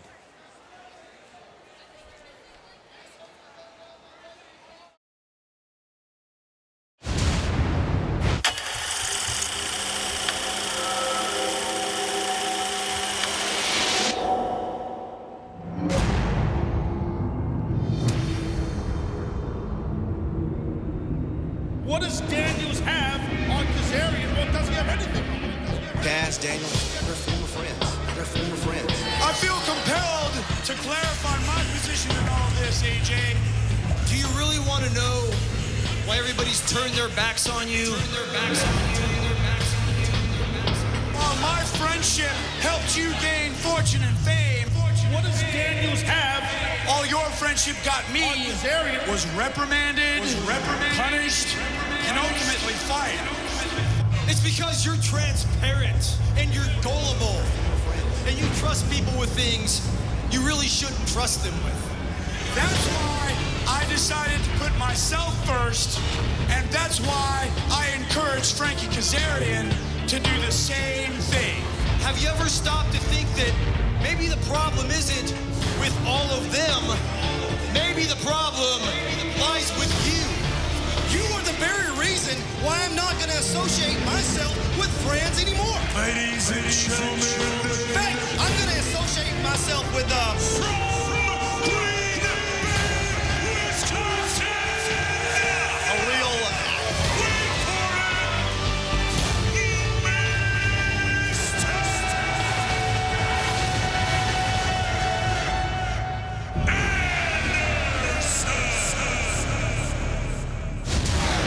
Christopher Daniels and Kazarian take on AJ Styles and Mr. Anderson.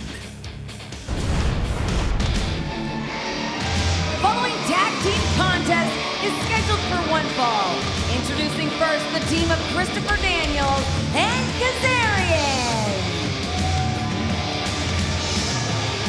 Some interesting pre-match comments from this tag team of Daniels and Kazarian. And when it comes to Kazarian, he didn't have much to say.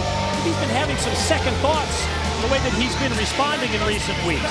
Well, Christopher Daniels kind of took over that whole interview deal there, and he did all the talking. Chris Daniels says it's my world, basically, Kazarian's in it.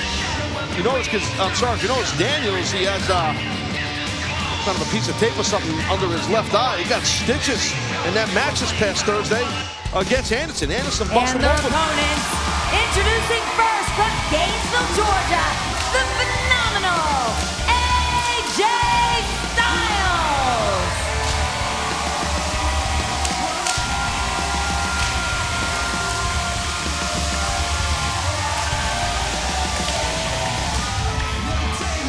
Phenomenal AJ Styles going a different route when it comes to aligning himself with an individual. In the past, we've seen AJ, of course, with Christopher Daniels, Kazarian. That ship has long sailed, and now AJ's gone, well, a different direction with his new associate and tag team partner tonight. Well, I mean, I understand that. I relate to that. I mean, most of my life, I never really had a lot of friends because there's less people I had to trust. And that's AJ's deal right here, let's be honest. You don't know, you can't trust an a-hole. And that's what Anderson is. He says he is, and he is. So it's a great team. The shoe fits. A-hole it.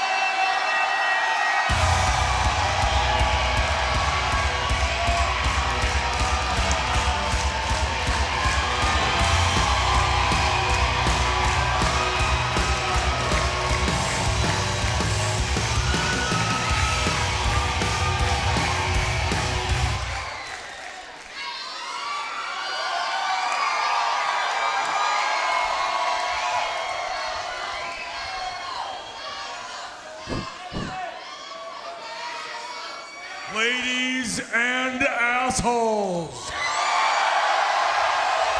Told you. Assholes and gentlemen. From Green Bay, Wisconsin,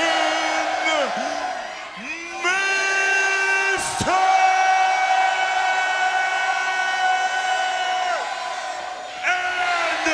Anderson.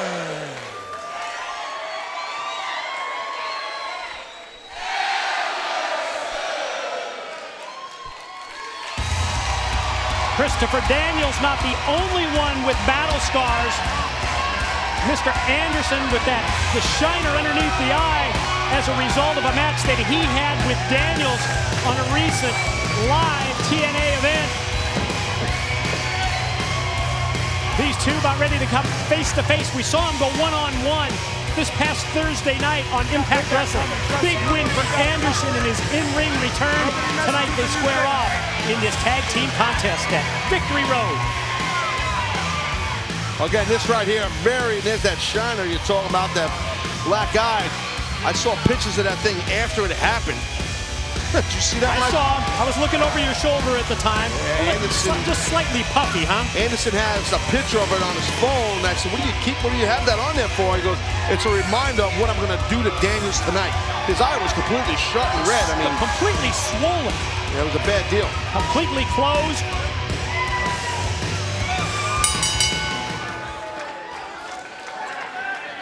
And Anderson convinces AJ that he's going to start things off against Daniels.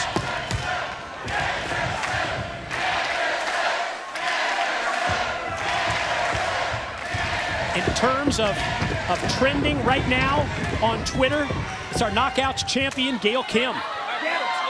And also Madison Rayne, who was the challenger in that match. See how quick Daniels got himself out of this thing before he could even more or less get hooked up at all with Anderson. He got Kazarian into this thing. Let's break this down in terms of experience when it comes to tag teams, and you have to say huge edge. Big check mark for Daniels and Kazarian with AJ and Anderson just recently forming the team. Oh, yeah, oof. Well, I agree with that, but you know what? I think it's cool. I like this teaming here tonight, right here live at Victory Road, of Anderson and AJ Styles, because they're very different than each other. They live a different type of lifestyle and whatnot. Different type of competitors also. Different in-ring style, too. Yes, but they have something in common. They do not like at all, those two guys right there. And again, like I said, I get AJ's point. You don't have to worry about trusting Anderson. It's not about a friendship. It's not like these guys are buddies going out and, having a soft drink or something. Or a beer.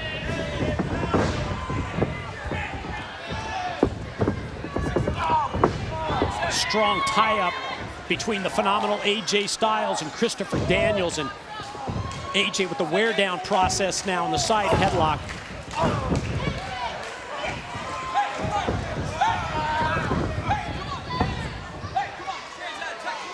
Nice side headlock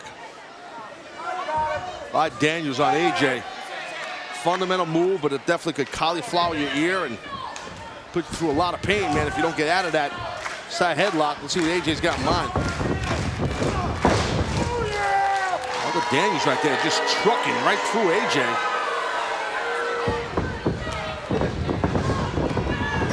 AJ stops the momentum of Daniels with a high hip toss takeover and then that deep, deep arm drag. That wasn't your mom and pop's arm drag right there. That was a pretty serious arm drag. Here we see sitting ringside tonight at Victory Road is our TNA president, Dixie Carter, and our special guest, it's the host of Spike TV's Repo Games, Josh Lewis. And we understand that Josh, who we met earlier tonight, going to be our special guest upcoming on Impact Wrestling this Thursday night on Spike. Yeah, looking forward to that. That's pretty cool. And whoa, tell you what, nice schoolboy by Daniels. Look at it. Oh, wow, the speed right there of that right. Beautiful shot by Daniels.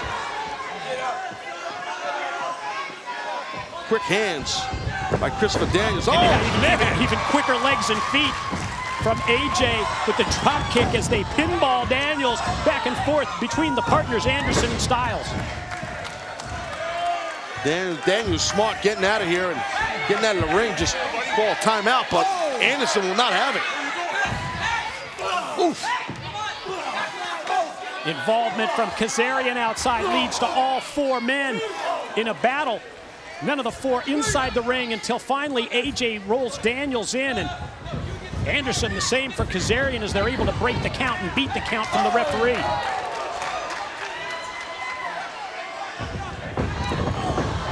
Oh, there you go. They're on the same page there. That worked perfectly by AJ and Anderson. Oh! Ooh, AJ follows up. Knee drop to the top of the head of Kazarian. And Anderson measures and drops the elbow on Daniels.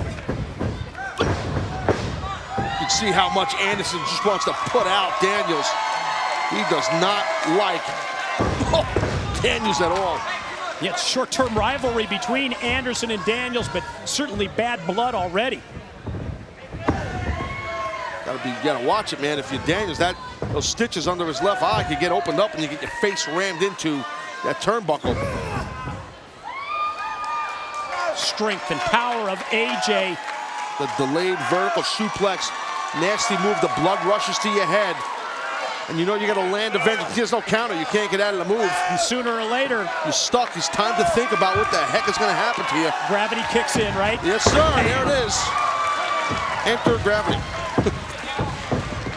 That was a nice delay, man, right there by AJ to really take his time with that. Takes a lot of discipline and balance and leverage to do that. A weakened Daniels set up in the corner as Styles turns it over to his new partner, and now Anderson in. Rocks Daniels, series of rights to the side of the head. And then again the elbow of Anderson.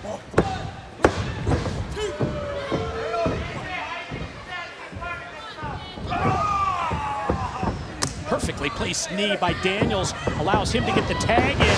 Fresh man Kazarian. I gotta say, Daniels just wanted to get away from Anderson so bad. He made a big mistake there.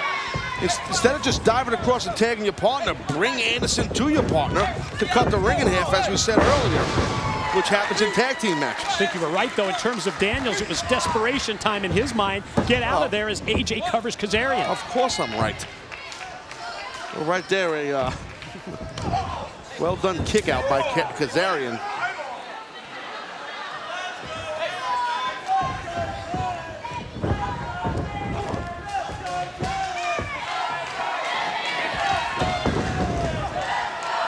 Just at the last second, Kazarian able to elevate.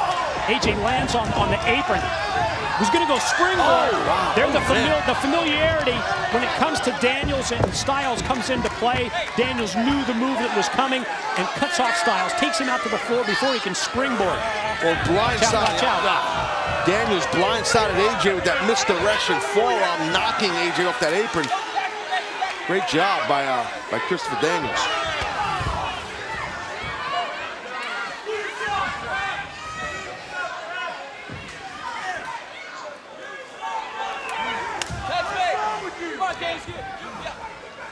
See right here, watch the misdirection, boom. That was actually not forward, it was a running back elbow.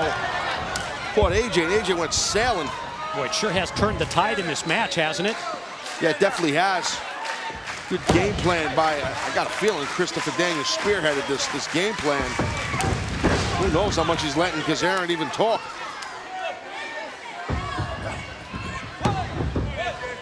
Do you have any idea what this is? Maybe that Daniels has over Kazarian? I mean, any clue? It's a question we've been asking for the past couple of months. So it's a relationship that's almost based on whatever it is that Daniels is holding over the head of Kazarian. And just watching both the pre-match interview as well as this match tonight, it's as if Kazarian may be rethinking things, not as outspoken as he's been in the past couple of weeks. As you said earlier, it's Daniels who's running the show. Sure is. And Daniels did a great job right there where AJ went for a hip toss. I don't remember the last time I've seen someone counter a hip toss with an abdominal stretch. That was very, very slickly done. And at the same time as the abdominal stretch, it's Daniels with a corkscrew type move. And I did say slickly. Taking his knuckles. His knuckles, yeah. Driving him into those short ribs of AJ Styles.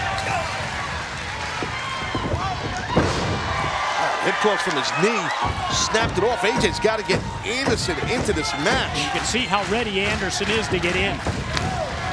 Oh, my God.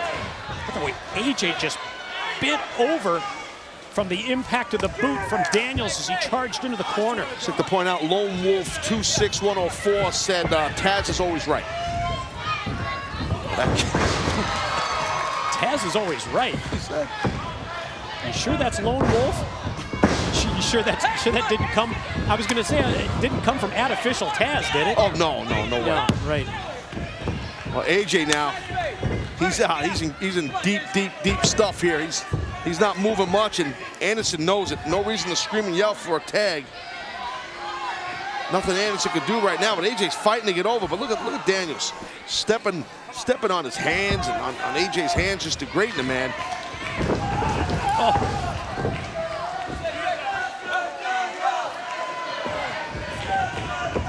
Styles as he made contact with the corner and the moonsault, split leg style to the pin and the cover, and Anderson, the double sledge, just couldn't take it anymore, had to get involved, breaks up the pin. You got to break up a slingshot into that moonsault because that's a good way to lose a match, and Anderson knew that.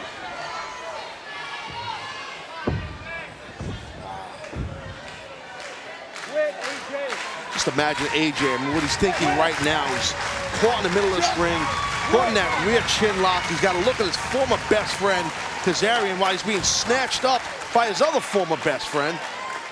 Crazy stuff AJ's been going through the past several months, you know?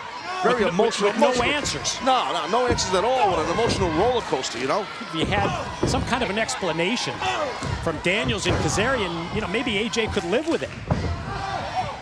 Oh, man.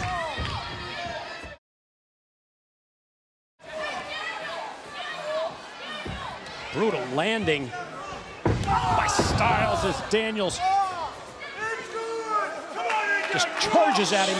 Well, takes the toe of the boot and kicks him right in the rib cage. The same area that he's been working on, going back to even the abdominal stretch and then the corkscrew with the knuckles.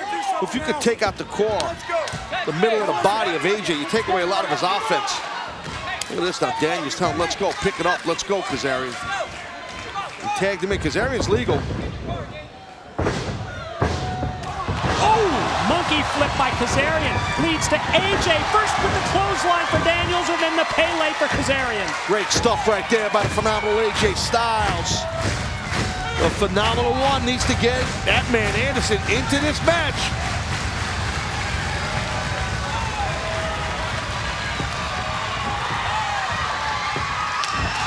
And he does. Tag to Anderson. Series of moves, starts with a clothesline, back elbow, another clothesline, another elbow. Whoa!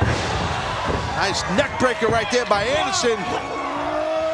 First the spinning neck breaker, then up to the shoulders. Gonna front flip here. Oh, stack them up. The partners go right on top of each other. Cover on Kazarian. Anderson back at it again. Persistence of Anderson. Going right back for another pin attempt, almost put Kazarian away the second time. Let's go.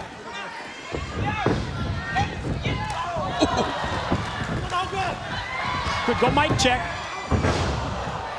Just when he was going to hit him with that, the mic check, Daniels. And then the STO takedown. Watch out! AJ flies, springboard. clothesline. See AJ grabbing at his midsection, an insane springboard into that forearm, and that clothesline. It was so impressive. AJ just trying to string some moves together.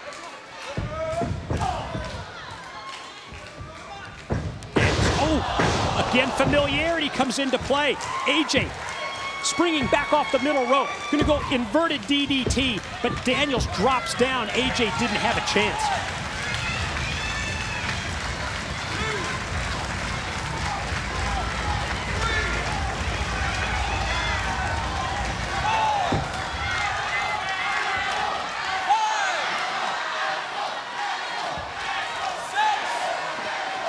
All four men in the ring to their feet. Daniels and Anderson, and Kazarian unleashes a right. Yeah, it's just a lot of heavy bombs being thrown in that ring. Oh my God. Oh, AJ flies, but Daniels avoids the contact. Again, the midsection of AJ takes the brunt of the punishment.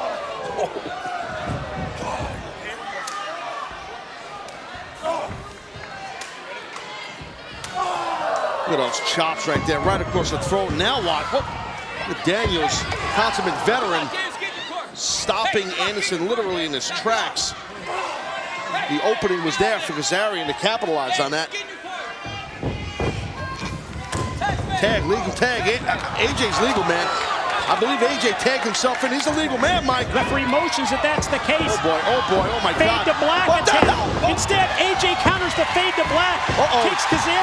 Could he hit the clash? He did it. Styles clash. Roll him over. Count one, count two. Yeah. Wow. Impressive. Winners, the phenomenal AJ Styles and Mr. Anderson. Well, that's what big-time players do. They make big plays right here all the time in sport. I got to tell you, that's probably one of the best blind tags you'll ever see, where AJ realized what was going on. He tagged himself in.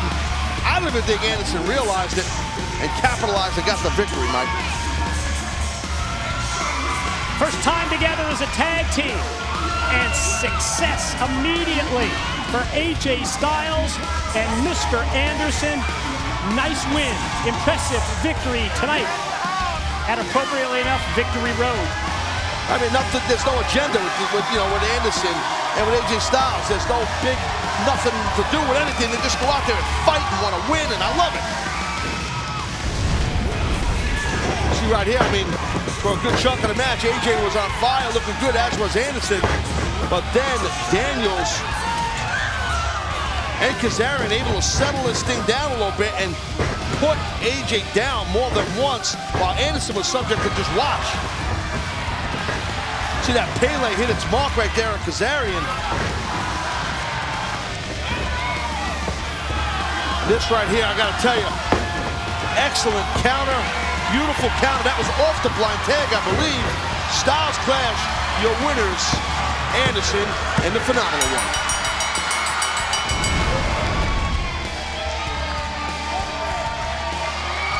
Great job right there by these two men.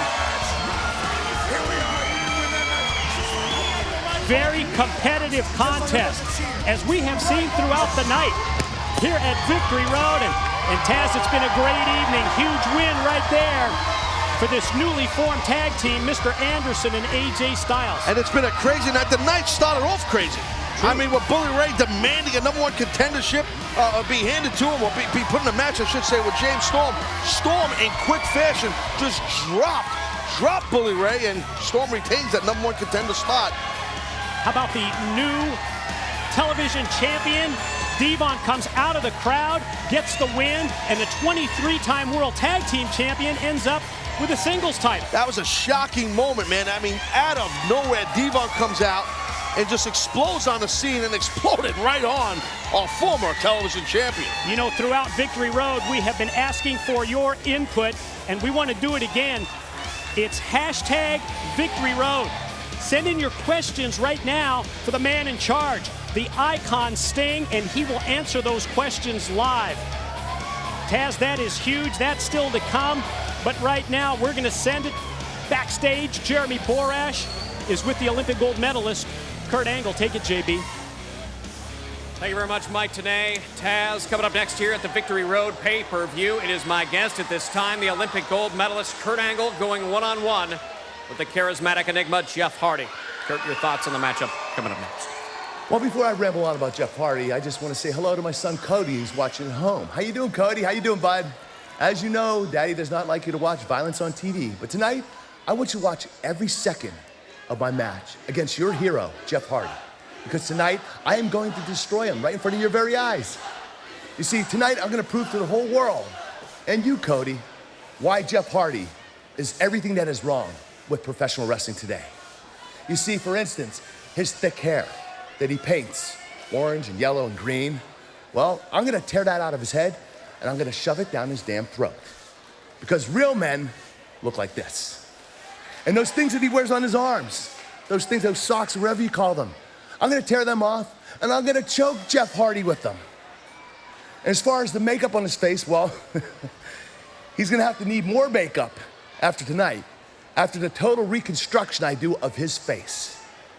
You see, Jeff Hardy, I hate your guts. And tonight, you are going to get a complete Kurt Angle extreme makeover.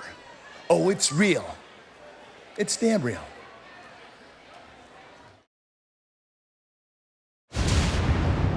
You know, I'd ask time and time again for a no disqualification match with Bobby Roode, thinking that would be my moment to finally become the World Heavyweight Champion.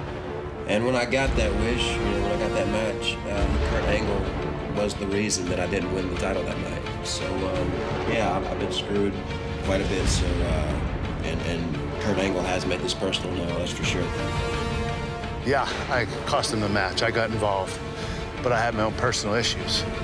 The number one reason I hate Jeff Hardy, when I go to my son's room, I walk in and I turn on the nightlight. I look around and I see Jeff Hardy posters on the wall. I finally get to the bed and I tuck my son in, and I notice he's wearing a Jeff Hardy t-shirt. I roll my son Cody over to kiss him on the face, and he's got freaking makeup on his face. And he has purple hair. Well, pretty much he admitted he was jealous, but I've never gave him any reason to dislike me. I've always had respect for him until now, and I like his son, Cody. He was talking about Cody has Jeff Hardy posters all over the wall. I mean, I'm proud to say that he does, and a lot of other kids out there look up to me. So I don't know what Kurt's problem is. Me jealous of Jeff Hardy? How many world titles has he won? How many Olympic gold medals has Jeff Hardy won? I'm not jealous, I just hate Jeff Hardy. I hate everything about him. I hate his hair. I hate his freaking socks he wears on his arms. I hate his face makeup. I just think that he's stupid. He's an idiot. If anything, he looks more like a woman than a man. I hate the fact that he hates me, because me and Kurt go way back. So hopefully, come Victory Road, we can settle this once and for all, and maybe he'll have a change of heart and mind. What I have that Jeff Hardy doesn't have is a lot of heart. I win. Jeff Hardy, when it's the big dance, he's the one that takes the drop. He's the one that takes the fall. He crushes under pressure. Kurt Angle doesn't. Kurt Angle versus Jeff Hardy at Victory Road. And that is where Kurt Angle will destroy Jeff Hardy. I got one thing to prove to him at Victory Road, and that's that I had nothing bad to say about him until now. And so now I got to beat him and set things straight. The Olympic gold medalist Kurt Angle takes on the charismatic enigma Jeff Hardy. The following contest is scheduled for one fall. Introducing first from Pittsburgh, Pennsylvania, the Olympic gold medalist, Kurt Angle.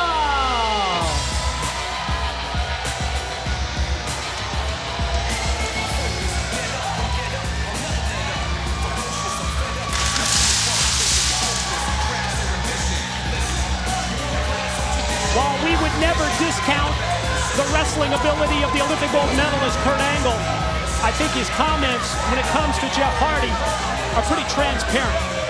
Kurt can talk all he wants about how there's no jealousy involved when it comes to the pure, raw hatred that he has for Jeff Hardy.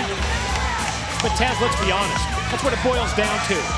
He's so jealous of the fact that his son Cody has all of Jeff Hardy's posters, t-shirts. That's what this is all about.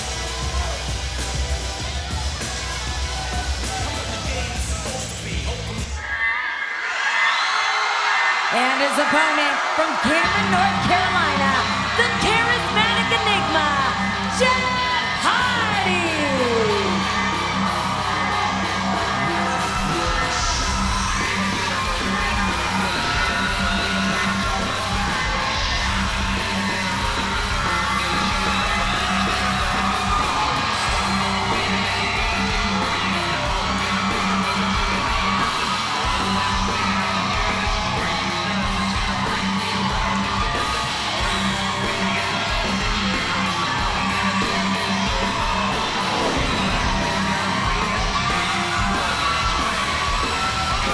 Kurt Angle's son, Cody, not the only one who loves the charismatic enigma, Jeff Hardy.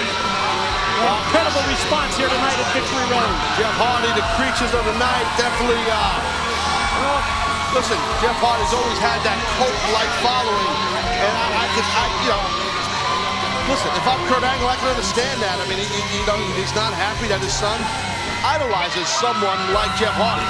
The way Jeff dresses and the way Jeff expresses himself, and as a competitor out here, and with his face paint and crazy music and costume and his gear, and Jeff's always been a little bit different. He's always been offbeat. He's always what makes him so special? That's who Jeff Hardy is. He's always been Jeff Hardy.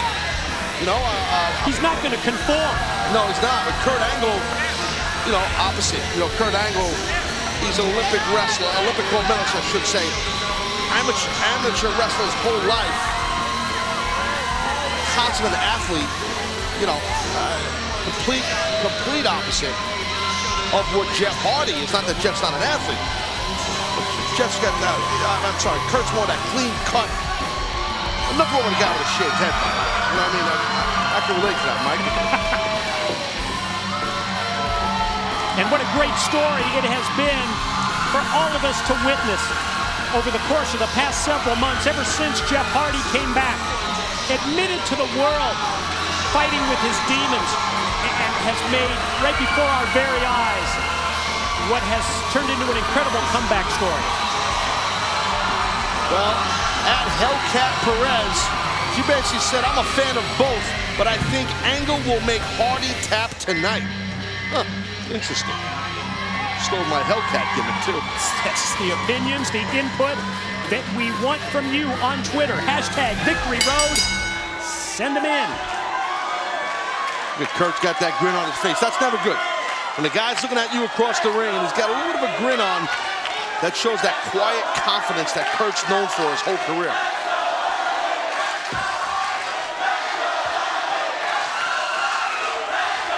Well, our live audience here in the Impact Zone is kind of split.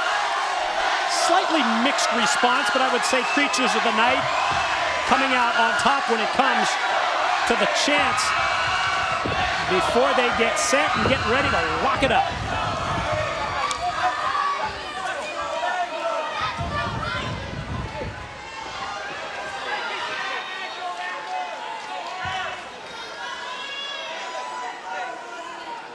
When you talk strategy for Jeff Hardy, stay away from the mat. I was just going to say, the last thing he wants is to get into a classic wrestling type match with Kurt Angle. Absolutely, yeah. If you're Jeff Hardy, you want to get this thing high octane style. Get that thing to the air. Get this thing going crazy. Get it going fast and wild. That's not in Kurt Angle's wheelhouse. If it settles down to a wrestling or grappling match, that is in Angle's wheelhouse. And in terms of body parts that you would want to work on, one would presume that Kurt Angle would want to work on the lower body, the legs and knees, the ankles especially, of Jeff Hardy. Number one, it takes away his ability to fly. And if you're Jeff Hardy, Mike, you want to try to attack the neck if you can, possibly. Great call. Because Kurt Angle is, it's well documented. He's got a surgically repaired neck on many occasions, many operations, and many issues with his neck. So, I mean, that's definitely a target if you're facing Kurt. And Kurt not only wants to take away the high-flying abilities of Jeff Hardy, but eventually set him up for the ankle lock. I think that would be what Kurt would love to do. Well, let's see if it can happen. Kurt Angle's smart. I mean, you know, people might not like he's out of the ring, but he's not gonna let Jeff Hardy dictate the pace of the match. Jeff knows what Kurt's doing. Both these guys are world-class international superstars, man. They know, they've been to the dance and then some. So when it comes to dictating the pace, as Angle wants to slow things down and control the tempo of this match, at the same time, Jeff Hardy doesn't want to fall into a trap where maybe he goes too quickly at Kurt and then ends up paying the price. Well, that's a great point, Mike. I mean, because Kurt Angle is notorious for that. He will let you get a little overzealous and make a mistake, and he will zone in on you and take you out. Sounds like the voice of experience. Sounds like maybe my broadcast partner's been there before. Well, I've had the opportunity to wrestle in my career both of these men at different times, you know, so, you know, they're two, like I said earlier, different type of wrestlers, you know. You got to prepare for them each differently. Nice snapmare out of that hammerlock by Kurt. This is what you don't want. You know, nice reversal of that hammerlock, but if I'm Jeff, with Jeff's style, I wouldn't do too much of this. Snapmare again. I mean, on the surface, it's impressive if you can out-wrestle Kurt Angle for that short period of time. But as we talked about earlier, when you try and match him in terms of holds, this is what ends up happening. Yeah, this might just be the beginnings of it. If you know, see what that. Oh, nice reversal. Smart by Jeff to get out of that and get back. Oh man. Well, you don't need to really call that. That's pretty simple. And, right pretty in the mush. And pretty stiff at the same time. You're not kidding. Oh!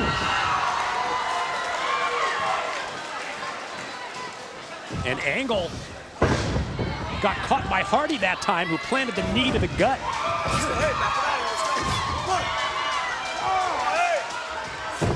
Kurt fights out of the corner, raking the eyes. You know, I got to tell you, Mike, it's hard to explain to anybody out there watching. Most people watching have never been in the ring, never been in the ring as a wrestler. I can't begin to tell you how quick, deceivingly quick Kurt Angle is. It's his move anticipation. And what I mean by that is he's one step ahead of you all the time. From a strategic standpoint, he's one step ahead of you. So it's hard to get offense on him and sustain it. And at the same time, it's hard to defend him too, right? Absolutely, absolutely it is. But this is working. This is working for Hardy. Both boots connect. Hardy sends Angle to the steel and then the double sledge running off the apron to the back of the head of the Olympic gold medalist. Well, this is now Jeff Hardy's style of a match. The charismatic enigma. This is his wheelhouse. Get a little wild, get a little crazy, do some diving here and there, hit some, you know, high-flying maneuvers. But this is the first step that you need. You can't just go high risk. No, of course. Right off the bat, you've got to wear Angle down. And that time, Jeff Hardy made a mistake the way that he came back into the ring and allowed Kurt to connect. Yeah, again, there was that little opening, and Kurt seized the opportunity.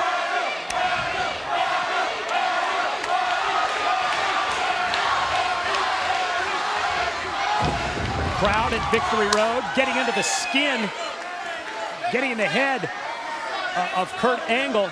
Well, I got to say here, at Mom Blank, she said, Taz, you are so wrong. Hardy will not tap. He will make Angle's son proud. Go, Jeff. First of all, Mom Blank, I never said anything. I read a tweet that someone said that Kurt was going to help me out. Tap. Yeah, you're on your own. All right. You're a man on an island. Teamwork.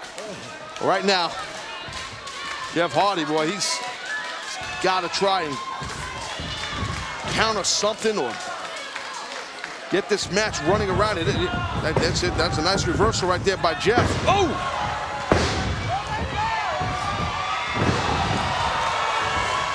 And how about the series of moves that Hardy puts together, punctuated by a drop kick that leads to a pin, but Kurt powers out and then rolls out again, all about dictating the pace of this match. That's what Angle's the master at. No, absolutely. I mean, but again here, you see Jeff Hardy now, he's amping it up right now. Oh, God, he sure is amping it up. Holy crap. steel chair around the ringside area comes into play. But then Angle fights right back. Oh, knee first. Oh my God. Is that his knee? Was that Kurt's knee or his shin? I couldn't really tell. I think Kurt tried to stop himself from hitting those steel steps. No success with that as he went into the steel steps and then went flying. Oh boy. Oh boy. Bad intentions on the mind of the charismatic Enigma. Here we go, Mike. A little poetry in motion, and instead, Angle saw him coming.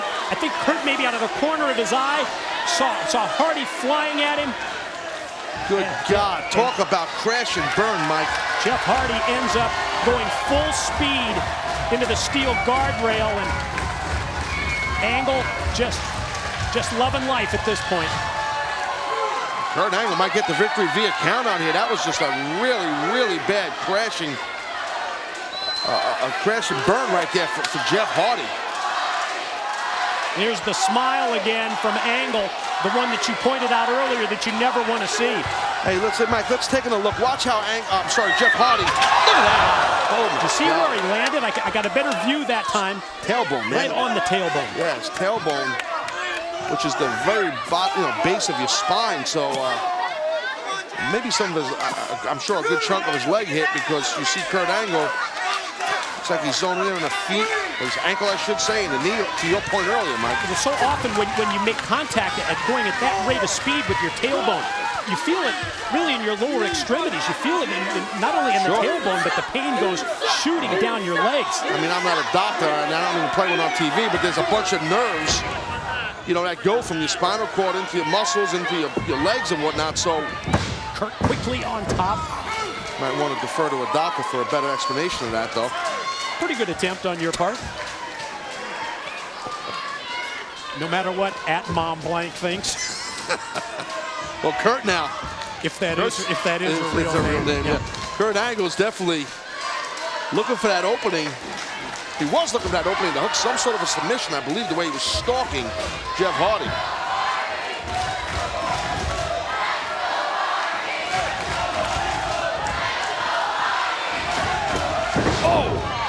Nobody does it better. Snap, suplex, pin attempt, and again you see as Hardy used his lower body to power out, boy, he's still favoring the back. Yeah, definitely. This could be the beginning of the end of Jeff Hardy here. Oh my God! And you know who knows that, because as Kurt neutralizes from behind Hardy, he's also putting his weight on the lower back and the spine. That's why he got that base. He got that base right over the lower back of Jeff Hardy, and he's got a great position right here with this rear chin lock, which could turn into a rear choke. And you see Jeff trying to create some separations from Kurt Angle's forearm to his throat to prevent being choked out. So trying to get to a vertical base is Jeff Hardy, and Jeff trying to get that momentum going, to shake off the submission, and it works with those elbows. And that momentum is immediately stopped. Angle, belly to belly, the release suplex as the Olympic gold medalist takes over.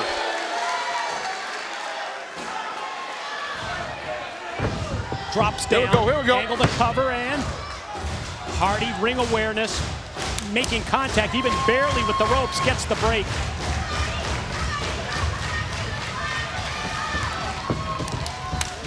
Still fighting back. Look at Hardy, all hot, resilient, but again, Kurt Angle one step ahead. Oof.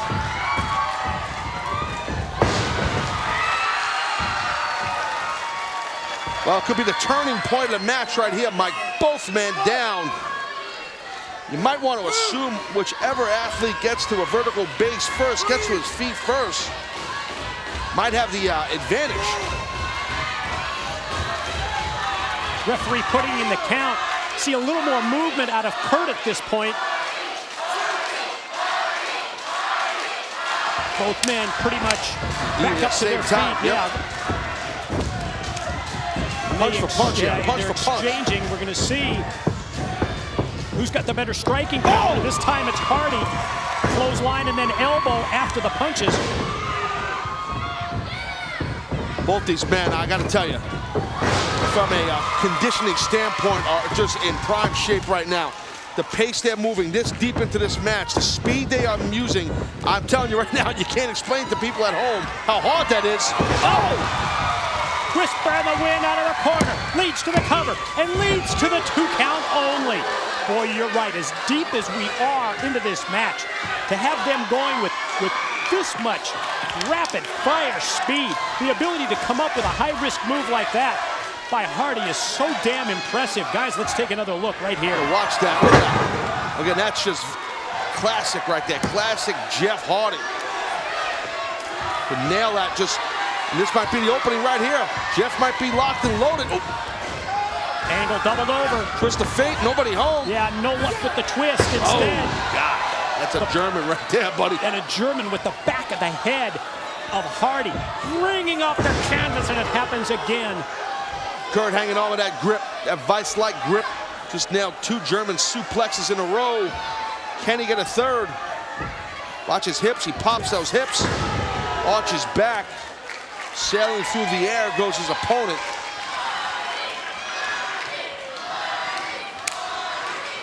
And throughout this whole match, this is the point that Angle has been waiting for. He takes control. He hits the 3 German suplexes in a row.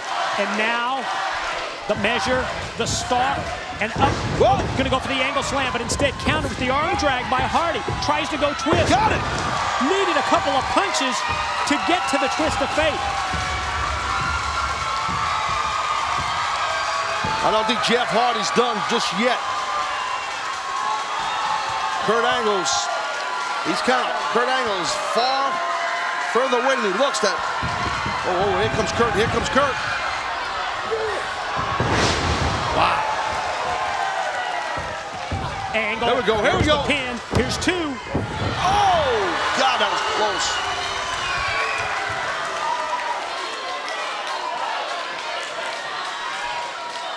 Hardy trying to fight through the pain.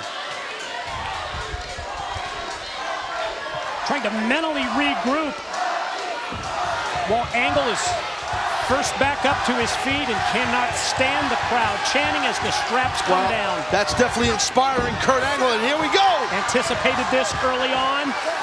The submission hold applied, and the ring positioning on the ankle lock could not be better. And if Kurt drops down to his butt and leg laces with his legs, grapevines the leg of Jeff Hardy, it'll be over. Wait a minute, counter. Free leg of Jeff Hardy, able to kick off and stop the submission attempt. Sidesteps Kurt, who goes straight through, shoulder first into the post. Ooh, straight down, hits the twist. Here's the pin, here's the cover. Oh, God. Can't get closer than that. Yeah, that was a hair away, just a little hair. Angle able to pop up that shoulder, refusing to get pinned off the twist of fate.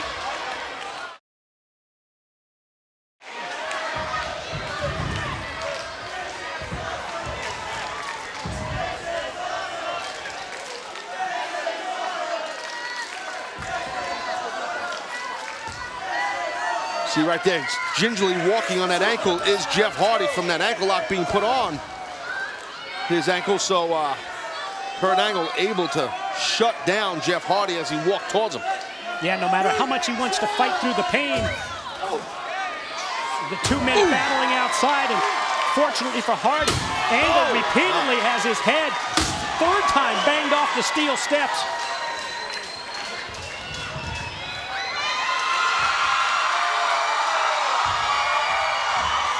Angle down.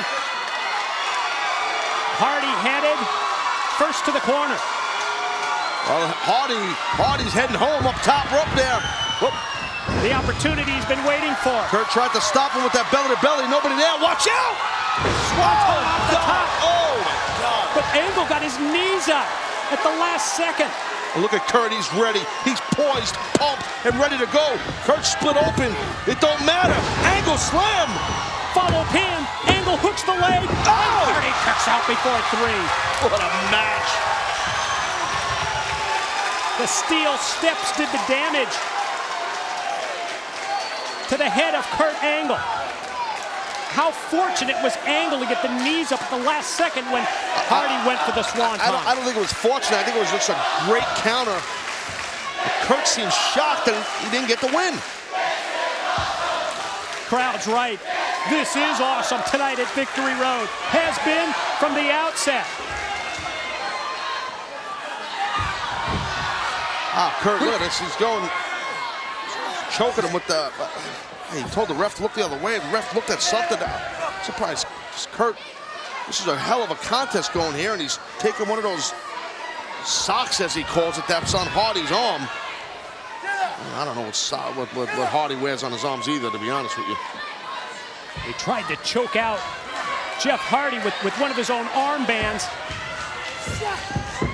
Oh, counter out of the angle slam. Nice another twist up. Oh! Could this be the one that does it? Repeatedly, we've seen Jeff Hardy hit the twist of fate. But after everything that he's gone through, after catching the knees when he went for the swanton move, even though Hardy went desperation and hit the twist of fate, he's not able to recover quickly enough and go right for the pin. And that's the key. I mean, listen, it's great to hit your move, drop the guy, keep him down, but if you can't top him, meaning get a cover on him, you can't win.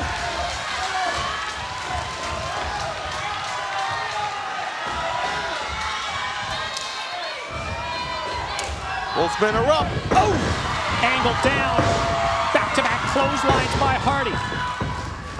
Third one connected, and that time, beautiful.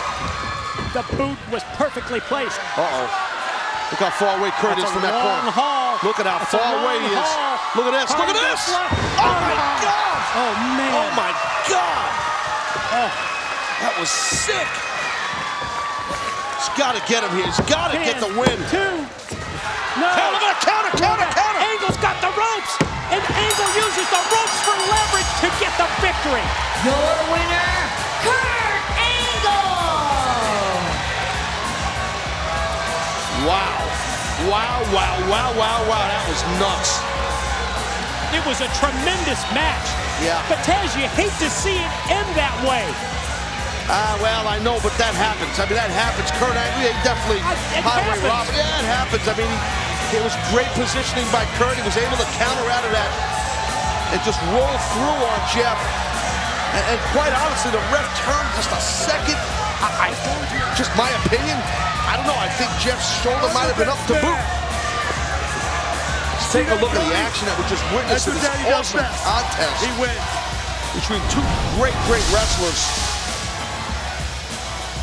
I mean, all the pomp and circumstance and whatnot. As you said, two different type of athletes out here. And Jeff Hardy doing his Jeff Hardy thing, just going wild out there. Kurt Angle popped off a few German suplexes. And look at that. That was the counter of the match, in my opinion, Mike, right there. I think it was. I think it was the major turning point in this matchup. Hardy back for the twist of fate. And then went to the top. And here goes Hardy as he... Look at that. Oh, my God. That was, in itself, was nuts. And watch now. Watch this roll through by Angle here. Gets that momentum. Shoulders gets up. rolling. Ref can't see it. I'm telling you, even though he's holding the ropes. Maybe it was. I couldn't tell from that angle. I thought maybe Jeff's shoulder was up, but sometimes the refs can't get it right. I mean, you don't really. You see that, it's tough. Cody? It's a great match, though. Daddy won. I'm the best, Cody. Your daddy is the best. Oh, it's real. It's not a perfect science. You know what I mean, Mike? That's right. And you know, Taz, I've got to disagree with you. It was a great match. You said things happened.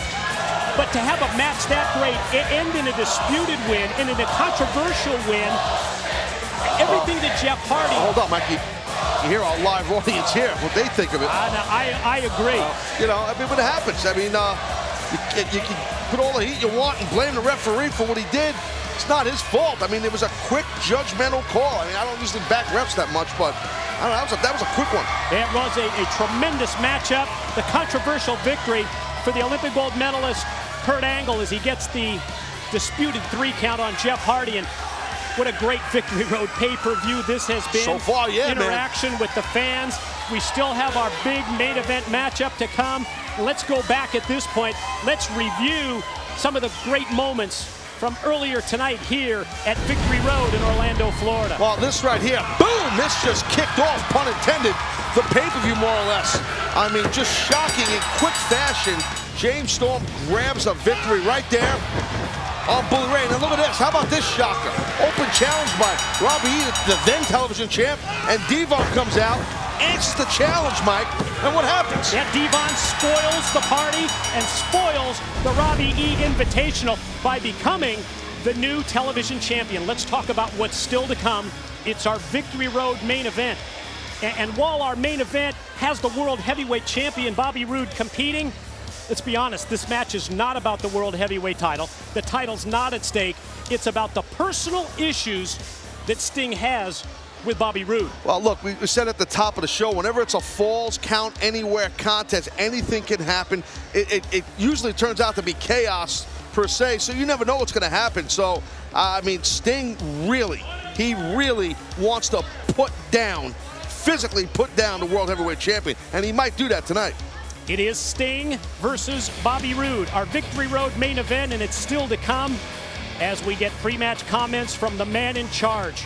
We're going to send it to Jeremy Borash, standing by with the icon himself, Sting. Take it, JB. Oh, thank you very much, Mike Tenay and Taz. What a night it's been. Not only in the ring, but backstage here. We've been watching Twitter all night long, and fans, it's been unbelievable. Number one tonight, trending topic on Twitter, Devon, Victory Road, Gail, Kim, Cowboy James Storm, Bully Ray. Names, of course, trending on Twitter all night long. In fact, number one right now in the United Kingdom, Victory Road. Thank you, fans, for joining in the conversation, of course. Also tonight, making a little bit of history. First time ever in professional wrestling history, your questions asked and your questions answered right here on the spot during the midst of the show. In fact, right now, a question for my guest at this time, the icon Sting. Set to do battle in the main event. Philip Kaminsky just tweeting this. Sting, what's the difference between being a wrestler and being the boss? Let me just say this. I am so sick and tired of talking. I'm sick and tired of Twittering and Facebooking. It's now time to start wrestling. Right now, I feel like a wrestler.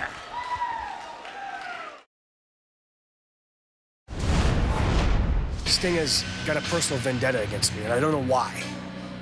I mean, I'm a world heavyweight champion. I've been in this business for 13 and a half years. I've busted my here in this company for almost 8 years. I've earned everything that I've got.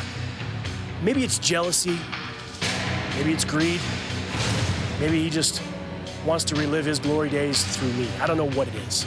Maybe he just knows that I'm a better world champion than he ever was. I don't know what it is, but the fact is, Sting has been unfair.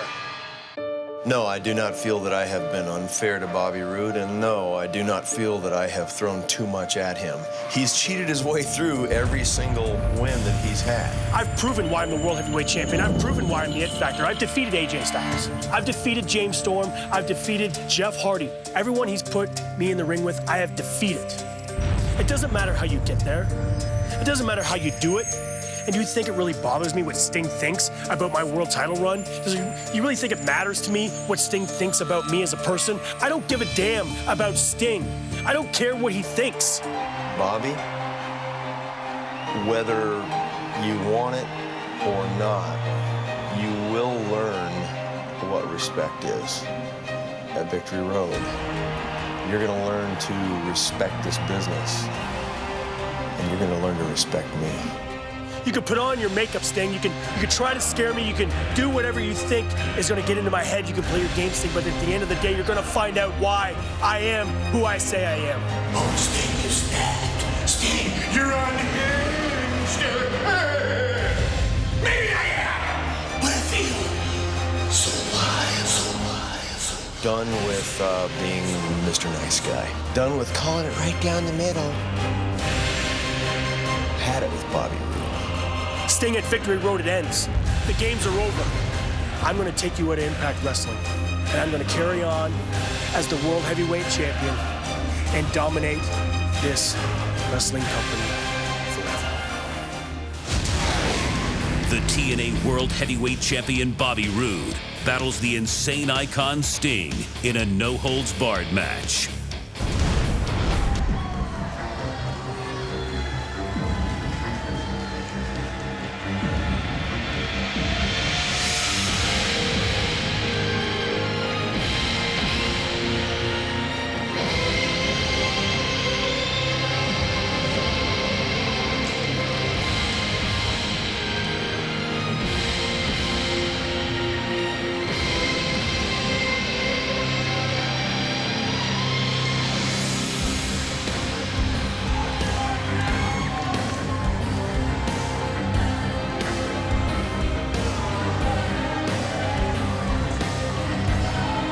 Since capturing the World Heavyweight Championship back in November, and who will ever forget that moment when Bobby Roode took the beer bottle and smashed it over the head of his longtime Beer Money tag team partner, James Storm, on his way to becoming champion.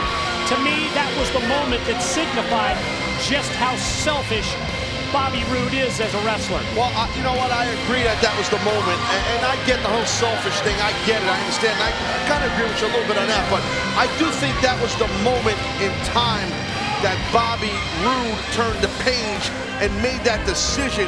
It is about me, to your point about selfishness. It is about what I want to accomplish in my career. Now, he kind of spit in the face of family and friends in the process. I understand that. The man wanted to be on top of the mountain as the World Heavyweight Champion. And he did it. And here he is. He stands, our World Heavyweight Champion. He's hated by millions, but he loves himself. He has been the master of shortcuts, the master of loopholes. Bobby Roode, the World Heavyweight Champ, said it best earlier. He says it doesn't matter how you get there or how you do it.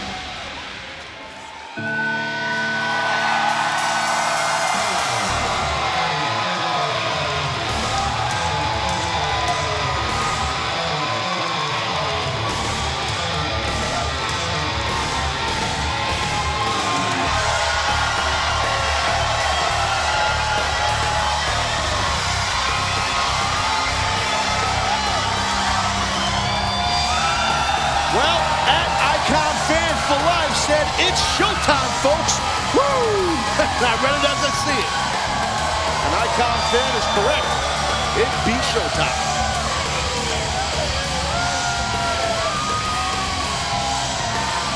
If there's going to be a lesson for the World Heavyweight Champion Bobby Roode that Sting wants to drive home tonight, it's about learning respect. Learning respect on a couple of fronts. Respect for Sting himself and respect for the professional wrestling business. Well, if Bobby Roode don't have respect after 13 and a half years, he ain't gonna get no respect into Bobby Roode. That's just my opinion. This is not Bobby Roode's first rodeo. But I get it. I get what you're saying, and I know what Sting wants to do. And he might just do that. He might beat respect into Roode right here tonight.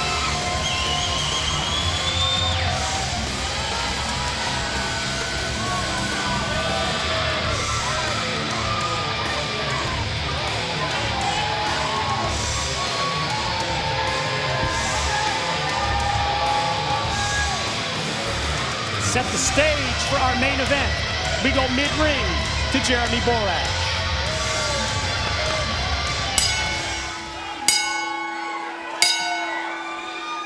Ladies and gentlemen, the following contest is scheduled for one fall, no holds barred fight to the finish. This is your Victory Road main event of the evening. When the bell rings, the man in charge, TNA senior official, Mr. Earl Hebner.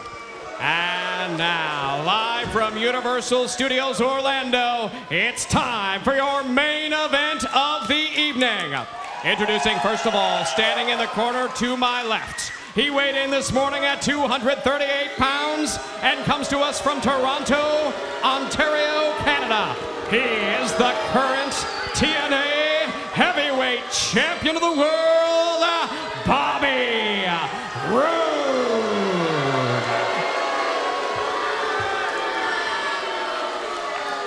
And now, introducing his opponent.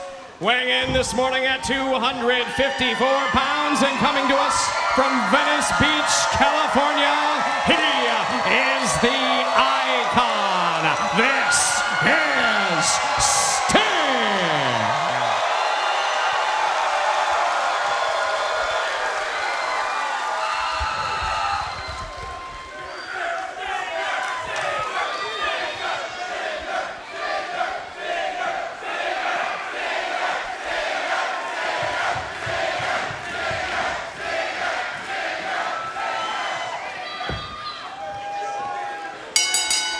Senior official Earl Hebner calls for the opening bell. Victory Road main event time. The showdown that we have been waiting and anticipating as Sting and Roode come face to face.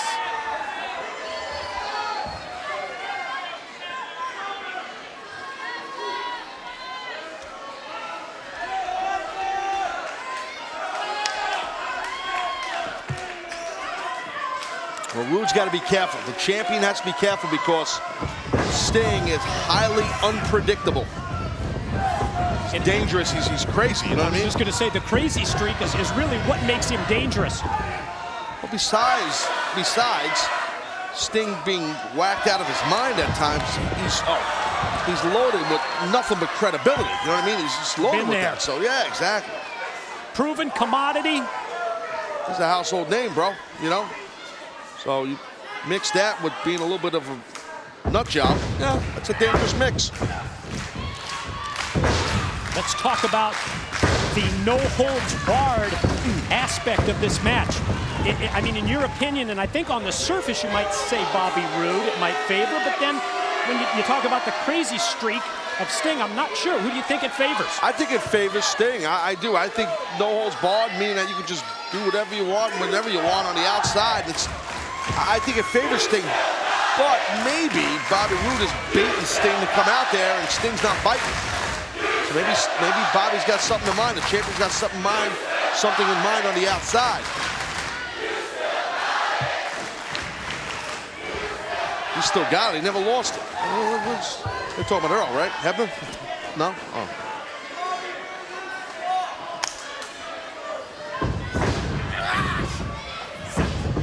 Powerful side headlock. Quickly taken in the hammerlock by Roode, but reversed by the Icon. Roode gonna try and shoot him off and does, but Sting able to get the shoulder to take down the World Heavyweight Champ. Whoa. That nice. Sting just moving great in there. Whoa, Sting a splash, but he didn't crash and burn. Oh man. Very quick. Wow. How about Sting unleashing the drop kick here in the early going. And on that note, as Bobby Roode goes out to the floor, I think it's time that the World Heavyweight Champion maybe needs to think things over and regroup a little bit. That wasn't just a flurry by Sting. That was just a beatdown. He bounced Bobby Roode all over that ring like it was nobody's business.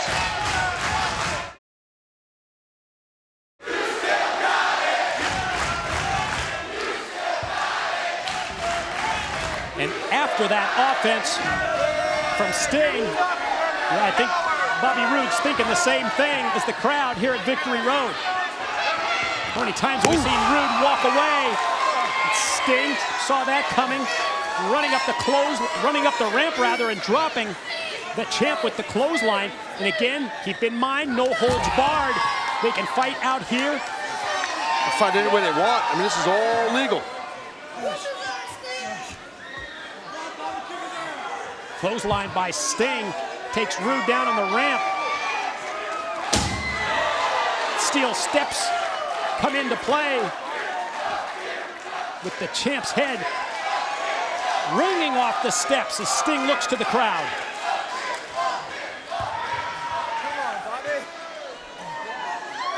See, Sting's got that crazed look in his eye. If you look past that paint, looked a little wacky there before he ran Roode into that guardrail.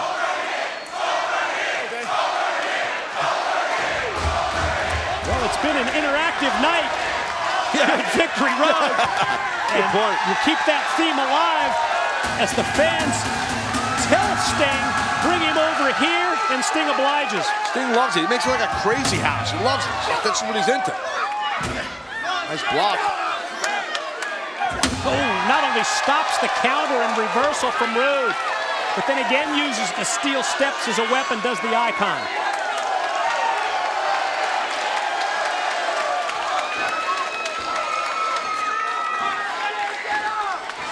One of those situations where you know that Sting, as many matches as he's been in through the years, can feed off this kind of reaction. And I told you it was interactive. You're not kidding. And Sting definitely feeds off the live audience. He's done that his whole career, but he also has control of his actions in there, which makes him so deadly. Speaking of deadly, the world champion stopping the onslaught of Sting. Quickly turning things in the favor of Roode. Sting positioned on the post outside. See in the background, TNA President Dixie Carter watching on. Down, watch out. Wow. Man. Sting lucky to get out of the way of the violent shot with the steel chair attempted by Roode. Thank God he didn't hit him with that chair. Good, man, that was bad. Uh-oh, what's this?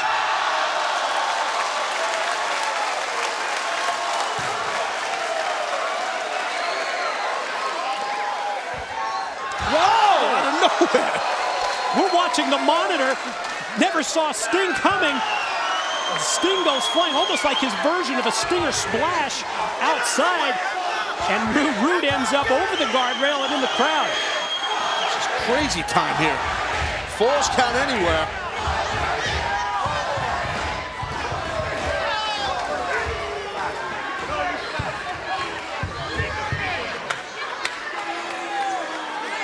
Action spills not only back inside the guardrail, but now back into the ring.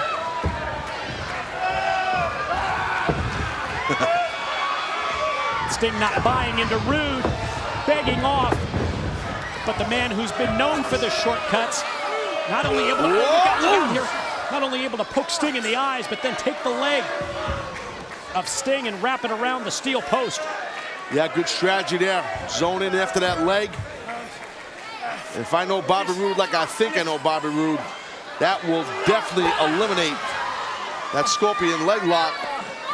Correct the mundo, Mike. Well, it's going to take away any kind of power that Sting's going to try and use with his lower body when it comes to using that submission move.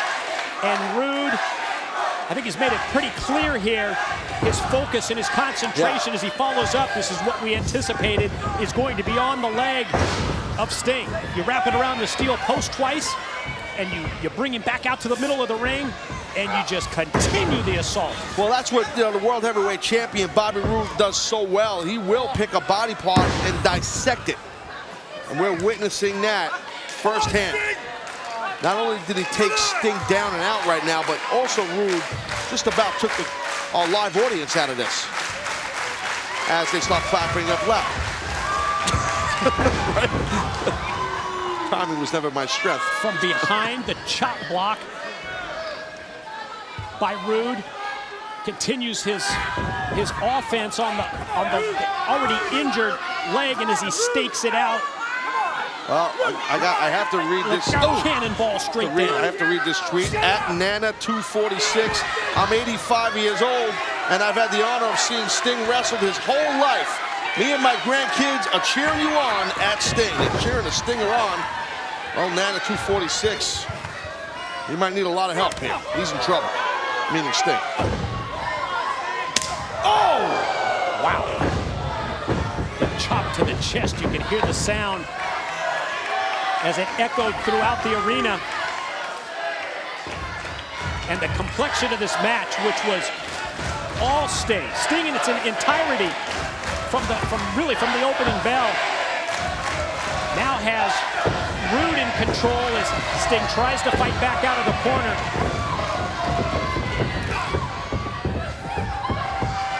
Maybe a backslide here. Sting's trying to get this backslide. Roode fights it off, but still has to go through because the momentum took him over. And Sting favoring the leg. Ends up getting caught that time. I think Roode, what did he? Almost like a drop kick, a kick to the leg. Yeah, it was definitely unique. It dropped Sting for sure.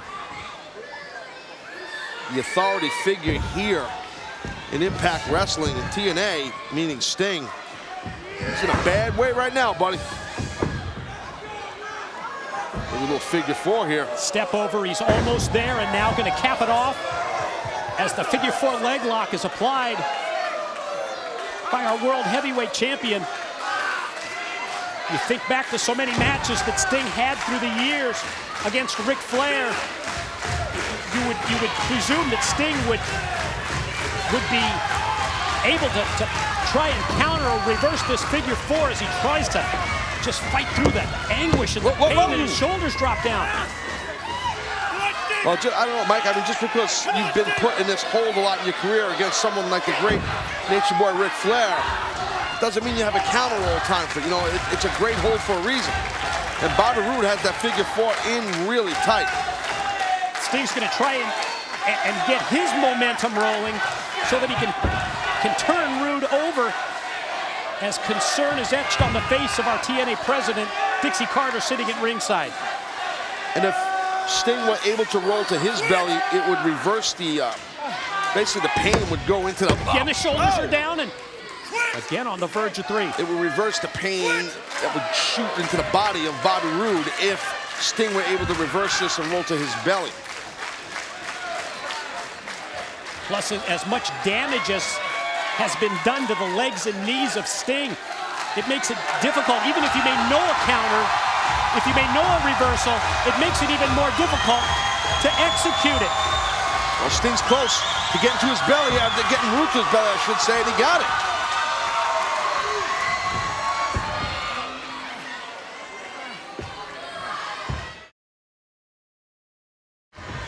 Took a lot out of Sting. That figure 4 really emptied the gas tank.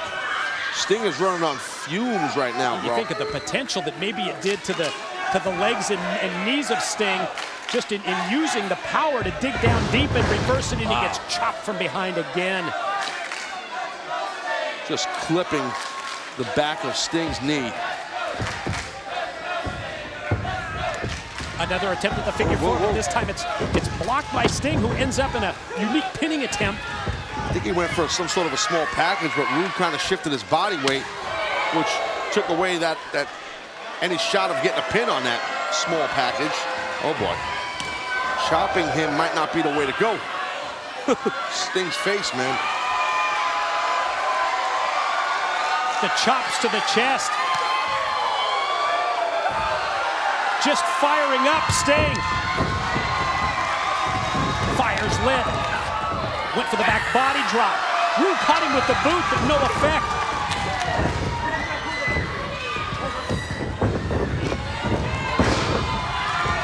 Now it's Sting. Series of clotheslines. Wow. Beautiful job right there by the Stinger. Back body drop, tossed Roode all the way across. He's in full control here. And now Sting going to try and focus in on the legs of Roode. And we know what that's going to be about. Potential for that Scorpion, yeah. Scorpion deathlock. You got to tip your cap to Sting from, again, we talked earlier about Jeff Hardy and Kurt Angle from a cardiovascular standpoint. Same here with Sting. I mean, he's really shifted this into another gear. Went full speed with the Stinger splash, but Roode able to slide out of the way.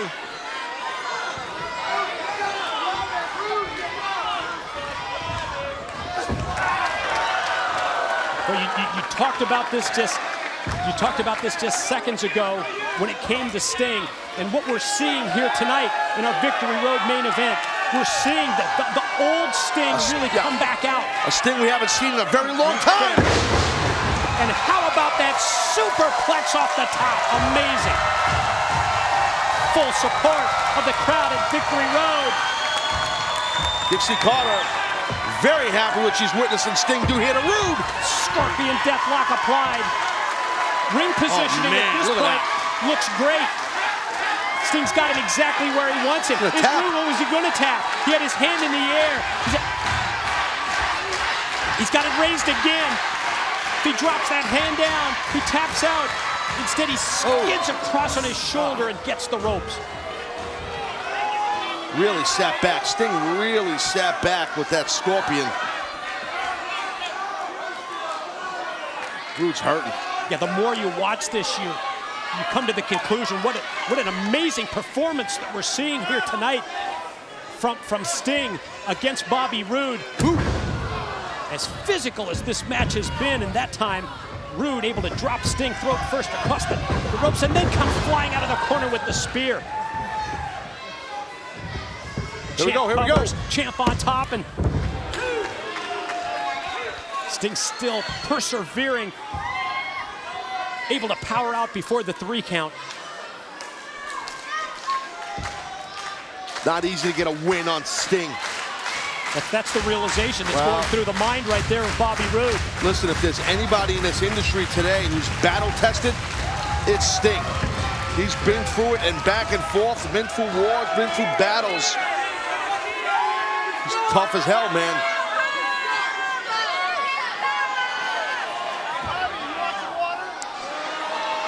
Oh, come on.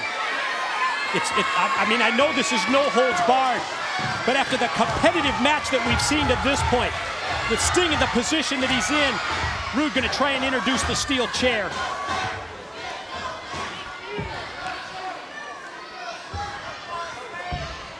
Yeah, I don't think there's any need for this here by Bobby Roode. Roode eyes the chair, pushes the referee away. Going to try and take Sting up into the air, but Sting fighting it off. Whoa, whoa, whoa, whoa. Great try by Sting, taking him out to the apron. Ooh! What does Sting come up with this kind of power this deep into the match? Yeah, I don't know where he comes up with that. I don't know. Watch this. Oh, no! Oh, my God, did you see what just happened? Sting went for the Scorpion Death Drop. If you think back, I don't think Sting had any idea that the chair was brought in. And, God, the back of Sting's head went right into the chair. That was dangerous. That was ugly. That was dangerous right there. And Roode scrapes the arm. Sting never knew. Sting never saw the chair. He never knew it was there. And Bobby just stole it, Mike. The winner of the match, Bobby Roode. To see Sting come out here tonight at Victory Road. I mean, Sting left it all in the ring, man. He left it all, you know. The way that he took it to Bobby Roode and to have it end like that, where just it appeared that Sting was going to be on the verge of victory. He had the Scorpion Death Drop. He had it set. He hit the Scorpion Death Drop. But no idea that the steel chair was brought into play, and the back of his head just rings off the steel chair, and Roode takes advantage with the pin. Sting just about knocked himself out. It's a small miracle we're not seeing the back of him. It looks like, you know what? Just come to think, he's knocked out. Sting did knock himself out. Bobby Roode got this by the skin of his teeth, and Bobby Roode don't deserve this win here. A match that Sting dominated, and to see Sting lose the match this way, this is tough to take. You got to, I mean, Mike, listen, Roode he's the scum of the earth, man, really. With the world heavyweight champion, Bobby Roode. Fortunate again to defeat Sting.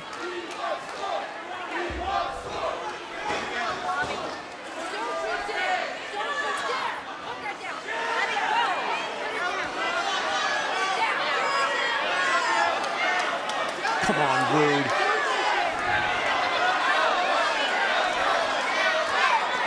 Come on, Roode. Enough is enough.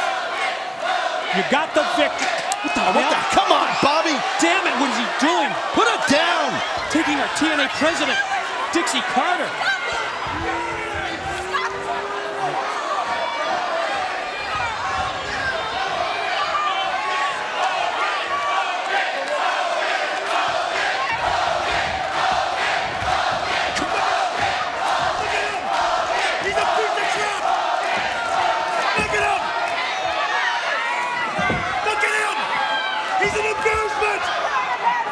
Shut your mouth, bitch!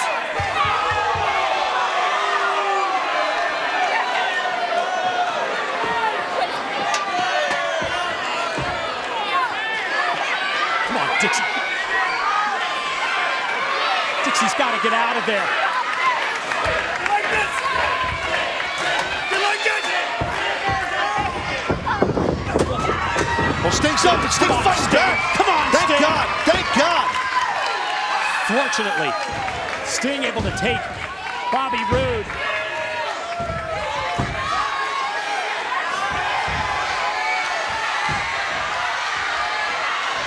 Oh my God, watch it back, watch it back!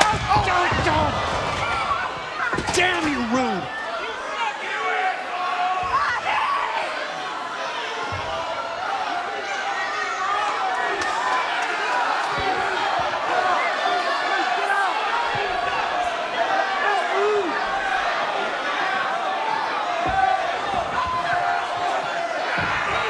Roode has gone too far. Roode has crossed the line here tonight in more ways than one. And I don't think he's going to stop either. This is get bad, your hands man. off the T. How is he doing? Get your hands off of Dixie. She's trying to stop him. This is the way a world heavyweight champion acts? This is the way a representative of our organization acts?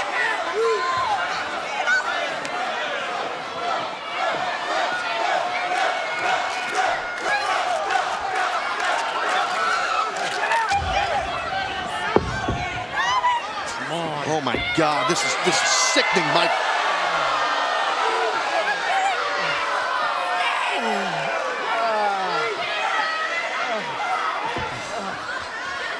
So tough to watch.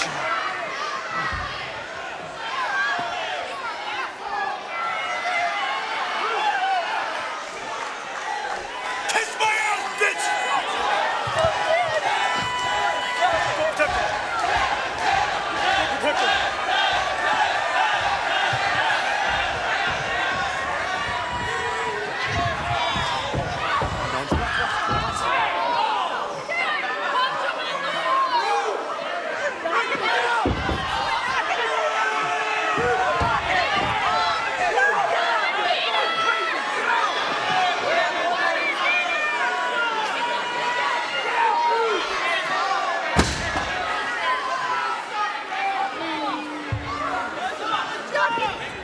What's the matter, Dixie?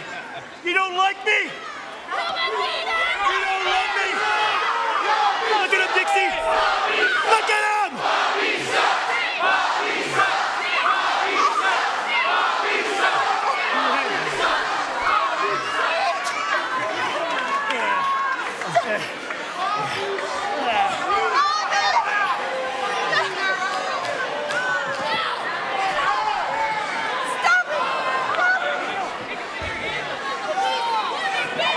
What are you gonna do, Dixie?